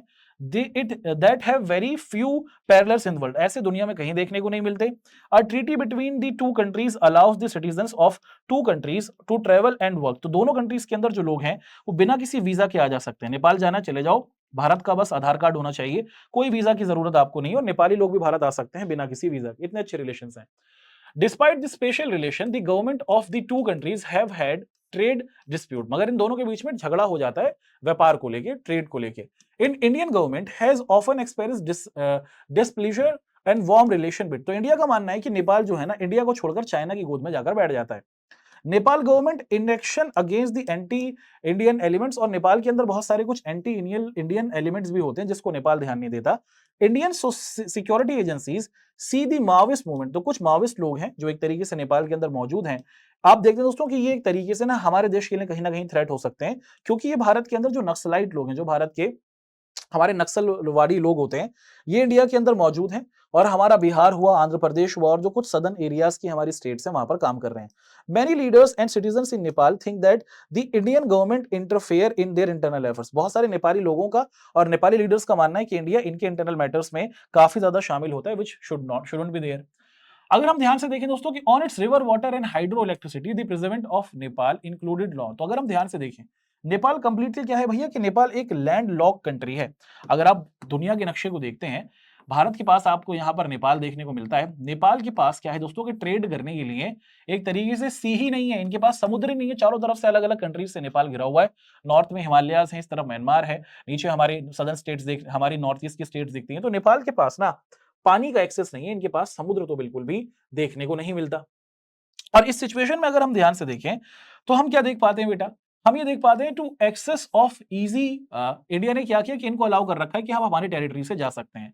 Nevertheless Indo Nepal relations are fairly stable and peaceful, तो हमने हमारी इंडियन गवर्नमेंट ने क्या बोला हुआ है, हमारी इंडियन गवर्नमेंट ने बोला हुआ है कि जो हमारा कलकत्ता है ना, आपको देखने को मिलता है कि जो हमारा कलकत्ता है, इनको बोला हुआ है कि आप कलकत्ता पोर्ट का यूज कर सकते हो। तो नेपाल कलकत्ता पोर्ट से क्या करता है, अपनी कंट्री के अंदर सारा सामान मंगाता है, और इसकी पूरी पूरी जो फ्रीडम है वो इंडियन गवर्नमेंट ने दे रखी है ना। डिस्पाइट डिफरेंसेस, झगड़े तो हैं, ट्रेड भी होता है, साइंटिफिक अप्रोच भी है, कॉपरेशन भी है, और कॉमन नेचुरल रिसोर्सेज भी दोनों के बीच में देखने को मिलते हैं। इलेक्ट्रिसिटी जनरेशन भी यहाँ पर हमें होती हुई देखने को मिल जाती है, and interlocking water management system भी दोनों कंट्रीज साथ साथ मिलकर करती हैं, अपने यहाँ पर वाटर मैनेजमेंट को भी बढ़ाने की कोशिश करती हैं। उसी के साथ साथ दोस्तों कि नेपाल के अंदर डेमोक्रेसी को स्टैब्लिश कराने भी इंडिया का बहुत बड़ा कॉन्ट्रीब्यूशन रहा है। The difficulties in the relation between the government of India and Sri Lanka, अब इंडिया श्रीलंका की बात कर लेते हैं, are mostly over ethnic conflict. तो इंडिया श्रीलंका के रिश्ते जो रहे हैं टेंशन वाले, वो ज्यादातर एथनिक कॉन्फ्लिक्ट की वजह से रहे हैं, और ये एक पूरी की पूरी आइलैंड कंट्री है, आपको पता है Sri Lanka. Indian leaders and citizens find it is impossible to remain neutral when Tamils and politically unhappy, कि भैया इंडियन लीडर्स के लिए मुश्किल था कि जब तमिल्स खुश नहीं थे तो हम बिल्कुल चुप रहें, and they are being killed, और जब वो मारे जा रहे हैं तमिल्स श्रीलंका के अंदर। एंड आफ्टर मिलिट्री इंटरवेंशन 1987, जब भारत की आईपीकेएफ वहां पर पहुंचती है, आप देखते दोस्तों कि government now prefer a policy of disagreement. Bharat की गवर्नमेंट क्या करती है, एक तरीके से डिसएग्रीमेंट, डिसएंगेजमेंट, कि हम इसके अंदर शामिल ही नहीं होना चाहते, कि जो आपकी कॉन्वर्सेशन है या आपकी कंट्री का मैटर है, हम इसके अंदर एक तरीके से बिल्कुल शामिल नहीं होंगे। Sri Lanka's internal troubles, India signed a free trade agreement. तो इसी के साथ जब 1989 के बाद हमारी जो ये आईपीकेएफ वापस आ जाती है, तो इंडियन गवर्नमेंट क्या करती है, इनके साथ रिश्तों को बढ़ाने की कोशिश करती है हमारी भारत की सरकार, और ट्रेड के अग्रीमेंट्स करना शुरू करती है। इंडिया हेल्प पोस्ट सुनामी, तो 2004 में श्रीलंका के अंदर सुनामी आई थी, जो वहां पर बहुत डिस्ट्रक्शन मचाती है। श्रीलंका की मदद के लिए भारत ने बहुत सारा फाइनेंशियल एड भी भेजा था। India enjoys a very special relation with Bhutan. Bhutan से हमारे रिश्ते बहुत मजबूत हैं। भूटान एक ऐसी कंट्री है जिसके साथ इंडिया के बहुत ही हैप्पी रिश्ते रहे हैं। The efforts made by the Bhutani monarch to weed out the guerrillas and militants, तो बहुत सारे गोरिल्लाज लोग हैं, या फिर आपको दिखता है कि भूटान के जो मोनार्क हैं या फिर जो किंग हैं, उन्होंने देखा है कि इंडिया के खिलाफ कुछ भूटानी लोग हैं जो एक तरीके से हैं, या फिर बहुत सारे मिलिटेंट्स हैं जो जो भूटान के अंदर चीजें परेशान करते हैं, नॉर्थ ईस्ट के रीजन में हमारी चीजें खराब करना चाहते हैं। तो उन्होंने अलाउ किया कि वो इंडिया के लोग क्या हैं, हमारी इंडियन आर्मी वहां पर जाकर उनको एक तरीके से डिस्ट्रक्ट कर सकती है। इंडिया इज इन्वॉल्व इन, तो इंडिया क्या करता है दोस्तों कि भूटान की बहुत ज्यादा डेवलपमेंट करने के लिए तैयार है। हमने हाइड्रो इलेक्ट्रिसिटी यानी कि बिजली बनाने के लिए वहां पर बहुत सारे बड़े बड़े डैम्स को लगाया है, और इस पूरी की पूरी किंगडम को आगे बढ़ाने में इंडिया का बहुत बड़ा कंट्रीब्यूशन रहा है। इंडिया ट्राइज विद मालदीव्स, अगर हम मालदीव्स की बात करें तो हमने नवंबर 1988 के अंदर क्या किया था दोस्तों, कि जब कुछ तमिल के लोग थे, वो क्या करते हैं दोस्तों कि श्रीलंका से आने वाले ये लोग मालदीव्स पर अटैक करते हैं, और मालदीव्स की जो गवर्नमेंट थी उसे हटाने की कोशिश करते हैं। तो इंडियन गवर्नमेंट क्विकली एक्शन लेती है, राजीव गांधी इसमें बहुत अच्छे तरीके से एक्शन लेते हैं, और इस कंट्री के अंदर डेमोक्रेसी को बचाते हैं, इनके प्रेसिडेंट को बचाया जाता है। और यहां पर अगर हम देखें दोस्तों कि इंडिया और मालदीव्स के बीच में करंट टाइम पर टूरिज्म और फिशरी जो है वो रिश्ते बहुत अच्छे तरीके से हमें स्टेबल देखने को मिलते हैं। अच्छा, you may have noticed that it has various problems with the smaller neighbors and the region given its size। तो अगर हम ध्यान से देखें कि जो हमारा प्यारा भारत है, उसके ना बहुत सारी कंट्रीज के साथ बहुत सारे झगड़े या फिर इश्यूज रही हैं। भारत का साइज अपने आप में बहुत बड़ा है, पावरफुल हमारी कंट्री है, they are bound to be suspicious of India's intense. तो एक तरीके से भारत का जो साइज है ना, उसको लेकर कंट्रीज के बीच में डर का माहौल रहना, ये बहुत नॉर्मल बात है। The Indian government on the other hand often feels exploited bye it's neighbour. Indian government का बोलना है कि भैया हमें लगता है हम मदद करते हैं, लेकिन आसपास की कंट्रीज हमें धोखा दे देती हैं। एंड पॉलिटिकल इंस्टेबिलिटी, कि एक तरीके से क्या होता है कि आसपास की कंट्रीज हमसे फायदा उठाती हैं, और हमारी जब जरूरत होती है मदद हासिल करने की, तब ये हमें मदद नहीं करती हैं। The smaller countries fear that the India wants to be a regional power. बहुत सारी कंट्रीज का बोलना है, जैसे हमें देखने को मिलता है कि मालदीव्स हुआ, नेपाल हुआ, बांग्लादेश हुआ, है ना, इन कंट्रीज का बोलना है कि क्या करता है कि इंडिया ना बस अपना पावर दिखाना चाहता है, रीजन में अपना दबदबा बनाना चाहता है। Not on conflict in South Asia are between Indian Pak. ऐसा नहीं है कि इंडिया के साथ ही टेंशन है बाकी कंट्रीज की, इन और कंट्रीज में भी झगड़े देखने को मिलते हैं, जैसे नेपाल और भूटान के बीच में हमें देखने को मिलता है कि टेंशन है, कि बांग्लादेश और म्यांमार के अंदर भी हमें टेंशन देखने को मिल जाती है। उसी के साथ साथ हमें देखने को मिलता है दोस्तों कि जो बहुत सारे नेपालीज हैं ना, वो भूटान के अंदर चले जाते हैं, और यहाँ पे बहुत सारे जो रोहिंग्याज हैं वो आपको म्यांमार से होते हुए कहां दिखते हैं, कि इंडिया और बांग्लादेश के अंदर आ जाते हैं, जिसको लेकर हमें टेंशन देखने को मिलती है। Bangladesh and Nepal have had differences over the future of Himalaya, कि भैया जो बांग्लादेश है और नेपाल है वो हिमालय की जो रिवर आती है, जो पानी आता है, उसको लेकर इनके बीच में टेंशन है। The major conflicts are differences through are between India and other, मगर अगर देखा जाए लार्जली इंडिया के साथ ही बाकी सारी कंट्रीज के इश्यूज होते हैं। बाकी सारी छोटी छोटी कंट्रीज हैं तो उनके आपस में इतने बड़े इश्यूज नहीं है। हाँ, टेंशन तो है, मगर ज्योग्राफिकली क्योंकि इंडिया सारी कंट्रीज के आसपास है, इसीलिए सारी कंट्रीज के इश्यूज इंडिया के साथ ही जुड़े हुए हैं। अब टेंशन है, इश्यूज हैं, इसको रिजॉल्व भी कर सकते हैं। जी हाँ, इसको रिजॉल्व भी किया जा सकता है। उसको रिजॉल्व करने का सबसे सिंपल तरीका क्या है भैया, कि कुछ पीस और कोऑपरेशन की जाए, यानी कि कुछ ऐसे सिचुएशंस उठाई जाए जिससे चीजों को हम लोग नॉर्मल करें। डू दे स्टेट ऑफ, अगर हम देखें दोस्तों कि do the state of south Asia cooperation each other, तो अगर हम देखें दोस्तों कि जितनी भी हमारी साउथ एशिया की कंट्रीज है ना, वो एक दूसरे की मदद करने के लिए कहीं ना कहीं हमें आती हुई देखने को मिलती है, और इसको लेकर हम एक कॉपरेशन या फिर एक ऑर्गेनाइजेशन बनते हुए देखते हैं, जिसको हम लोग South Asian Association for Regional Cooperation, short form में सार्क कहा जाता है। इसकी स्टैब्लिशमेंट हमें 1985 के अंदर होती हुई दिखती है। अनफॉर्चुनेटली अगर हम देखें दोस्तों कि ये जो एक ऑर्गेनाइजेशन थी ना, जिस उम्मीद से बनाई गई थी, उसने उस उम्मीद को कहीं ना कहीं स्टैब्लिश नहीं किया, है ना, कि ये पॉलिटिकल स्टेबिलिटी बनाने की, कंट्रीज के बीच में झगड़ा ना हो, इसके लिए बनाई गई थी, लेकिन इसको अचीव नहीं कर पाती। SAARC member signed in Asian free trade agreement, तो इन्होंने क्या किया बेटा, इन्होंने साफ्टा पर साइन किया, जितनी भी कंट्रीज इसके अंदर आती हैं, और इन सारी कंट्रीज का बोलना क्या है कि भैया हम क्या करेंगे, हम कम से कम टैक्स लेंगे ताकि हम अपने इलाके को मजबूती से आगे बढ़ा सकें। A new chapter of peace and cooperation might evolve in South Asia if the countries in the region allow free trade. तो यहां पर अगर ये लोग ट्रेड को अच्छे तरीके से करें, कम से कम टैक्स लेकर बिजनेस करें, this is the spirit behind the idea of SAFTA, और साफ्टा इसीलिए इसको स्टार्ट किया गया। साफ्टा जो है दोस्तों, आप देखते हैं कि साल 2004 के अंदर साइन किया जाता है, सारी जो कंट्रीज इसके अंदर शामिल थी, और उसको लागू किया जाता है साल 2006 में। साफ्टा का जो एम हमें आता हुआ देखने को मिलता है वो यही है कि जितनी भी कंट्रीज हैं जो इस ग्रुप के अंदर शामिल हैं, सार्क के अंदर, वो एक तरीके से क्या करें कि अपने बिजनेस को बढ़ाएं, और इंडिया भी इसके अंदर क्या करना चाहता है दोस्तों, कि अपने साइज के हिसाब से और अपनी मार्केट के हिसाब से इन सारी कंट्रीज को साथ लेकर आगे बढ़ाने की कोशिश करना चाहता है। India thinks that there are real economic benefits of all this software, तो इंडिया का मानना है कि अगर हम सब मिलकर काम करें तो एक तरीके से ना हम अपने रीजन को अच्छा बना सकते हैं, यहां पर पॉलिटिकल इश्यूज को हम दूर कर सकते हैं। Some in India think that SAFTA is not worth, मगर बहुत सारे इंडियंस का मानना है कि हमें साफ्टा में ज्यादा इन्वॉल्व होने की जरूरत नहीं है, क्योंकि जितनी भी छोटी मोटी कंट्रीज हैं, जैसे भूटान हुआ, नेपाल हुआ, इनके साथ तो हमारे सिंगल सिंगल रिलेशन है, तो हम साफ्टा के जरिए सबको साथ लेके चलेंगे तो हमारे लिए उतना ज्यादा फायदेमंद हमें ये होता हुआ नहीं दिखता, है ना। इस पॉइंट को हमने यहां पर देखा, ठीक है। Although India and Pakistan relations seem to a story of endemic conflict and violence, तो अगर हम ध्यान से देखें कि अगर हम इंडिया और पाकिस्तान की बात करें, टेंशन तो इन दोनों कंट्रीज के बीच में है ही, and have been a series of efforts to manage tension and build, मगर टेंशन को रिजॉल्व करने की भी कोशिश की गई है, पीस को बनाने की। Two countries have agreed to undertake confidence building, तो कोशिश की जाती है कि ये लोग वॉर के रिस्क को रोकें। अभी 3-4 महीने पहले भी जो वॉर की सिचुएशन थी उसे कहीं ना कहीं टॉपल किया गया। Social activities and prominent personalities अलग अलग टाइम पर क्या करते हैं दोस्तों, कि कंट्रीज के बीच में जो टेंशन होती है उसे रोकने की कोशिश करती हैं, और सिचुएशन को कहीं ना कहीं क्या करती है दोस्तों, कि नॉर्मलाइज करने की कोशिश करती हैं, जो अलग अलग कंट्रीज के हमारे ये लोग और हमारे रिप्रेजेंटेटिव्स आते हुए दिखते हैं। अच्छा, अगर हम ध्यान से देखें, to the major problems between two neighbours a number of bus routes have been open, तो इंडिया पाकिस्तान के बीच में क्या किया गया है, हमने बहुत बार बस रूट्स को आते हुए देखा है। India and Pakistan has increase the visa, अब आसानी से वीजा आप देखते हैं दोस्तों कि इन दोनों कंट्रीज के बीच में मिल जाता है, हालांकि पिछले 3 महीने से तो नहीं मिल रहा। No reason exist in the vacuum, it is differences, कि भैया कोई भी जो इलाका हो वहां पर झगड़ा ना हो, ऐसा हो ही नहीं सकता। अगर हम देखें दोस्तों, इस पूरे इलाके के अंदर हम देखें ना, ये जो हमारा साउथ एशिया है, यहाँ पर जो चाइना है ना और जो अमेरिका है, वो क्या करते हैं दोस्तों, कि वो चाहते हैं कि उनके फेवर के हिसाब से इस पूरे रीजन के अंदर गवर्नमेंट बनी रहे। वो लोग नहीं चाहते कि इंडिया का डोमिनेंस यहाँ पर बना रहे, और इसीलिए क्या किया जाता है दोस्तों, कि जो चाइना और अमेरिका देखने को मिलता है, वो क्या करते हैं कि बहुत सारी जो छोटी मोटी कंट्रीज हैं, जैसे नेपाल हुआ, जैसे हमें देखने को मिलता है कि पाकिस्तान हुआ, जैसे हमें दिखता है कि भूटान हुआ, इन कंट्रीज को फेवर करते हैं ताकि इंडिया की पावर को ये लोग रोक सकें। American involvement in South Asia has rapidly increase after cold war, तो कोल्ड वॉर के बाद से, यानी कि 1991 के बाद से अमेरिका ज्यादा इंटरेस्ट दिखाने लगा यहाँ पर। The US has had good relation with both India and Pakistan, America India के साथ भी पाकिस्तान के साथ भी अच्छे रिलेशंस बनाता है। Since the end of cold war the works as moderator, तो क्या करता है दोस्तों, कि जो अमेरिका है ना, वो इंडिया पाकिस्तान के बीच में मीडिएटर का काम करता है। जैसे आपको पता होगा कि अभी जब इंडिया और पाकिस्तान के बीच में वॉर हो रही थी, तो यूएस के प्रेसिडेंट ने ही इसको कहीं ना कहीं कंट्रोल करवाया था। Economic references to the liberal economic policies in both countries have greatly increased to the depth of America. तो अमेरिका ने क्या किया कि इस पूरे रीजन के अंदर पैसे को लगाना शुरू किया है. The large South Asian diaspora in US and the huge size of population, कि अमेरिका यहाँ पर आ रहा है क्योंकि उसे दिखती है यहाँ पर पॉपुलेशन ज्यादा बड़ी मार्केट है, दुनिया के सबसे ज्यादा लोग यहाँ पर इस रीजन के अंदर देखते हैं, इसीलिए उनको पता है कि उनका सामान यहाँ बिकेगा, इसलिए वो भागे भागे यहाँ आते हैं.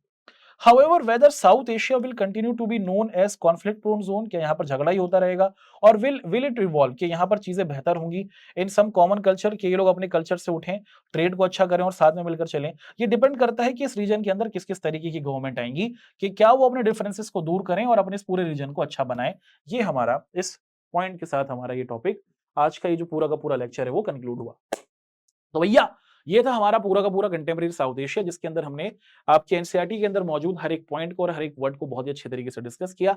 अब करते हैं अपने इस प्यारे से चैप्टर को कंक्लूड. आप लोगों से करते हैं मुलाकात अपनी अगली क्लास के अंदर. आप लोग जरूर कमेंट करके बताएं कि आप लोग अगला चैप्टर कौन सा देखना चाहते हैं. जिस चैप्टर की होगी डिमांड उसी चैप्टर को हम लोग आप सभी के साथ रखेंगे और बहुत अच्छे तरीके से उसके सारे के सारे पॉइंट्स को आपके सामने डिस्कस कर देंगे. तो मुलाकात करते हैं एक नए चैप्टर में, जिसके अंदर वो चैप्टर होगा जो आप लोगों के रिकमेंडेशन से हमारे पास आएगा.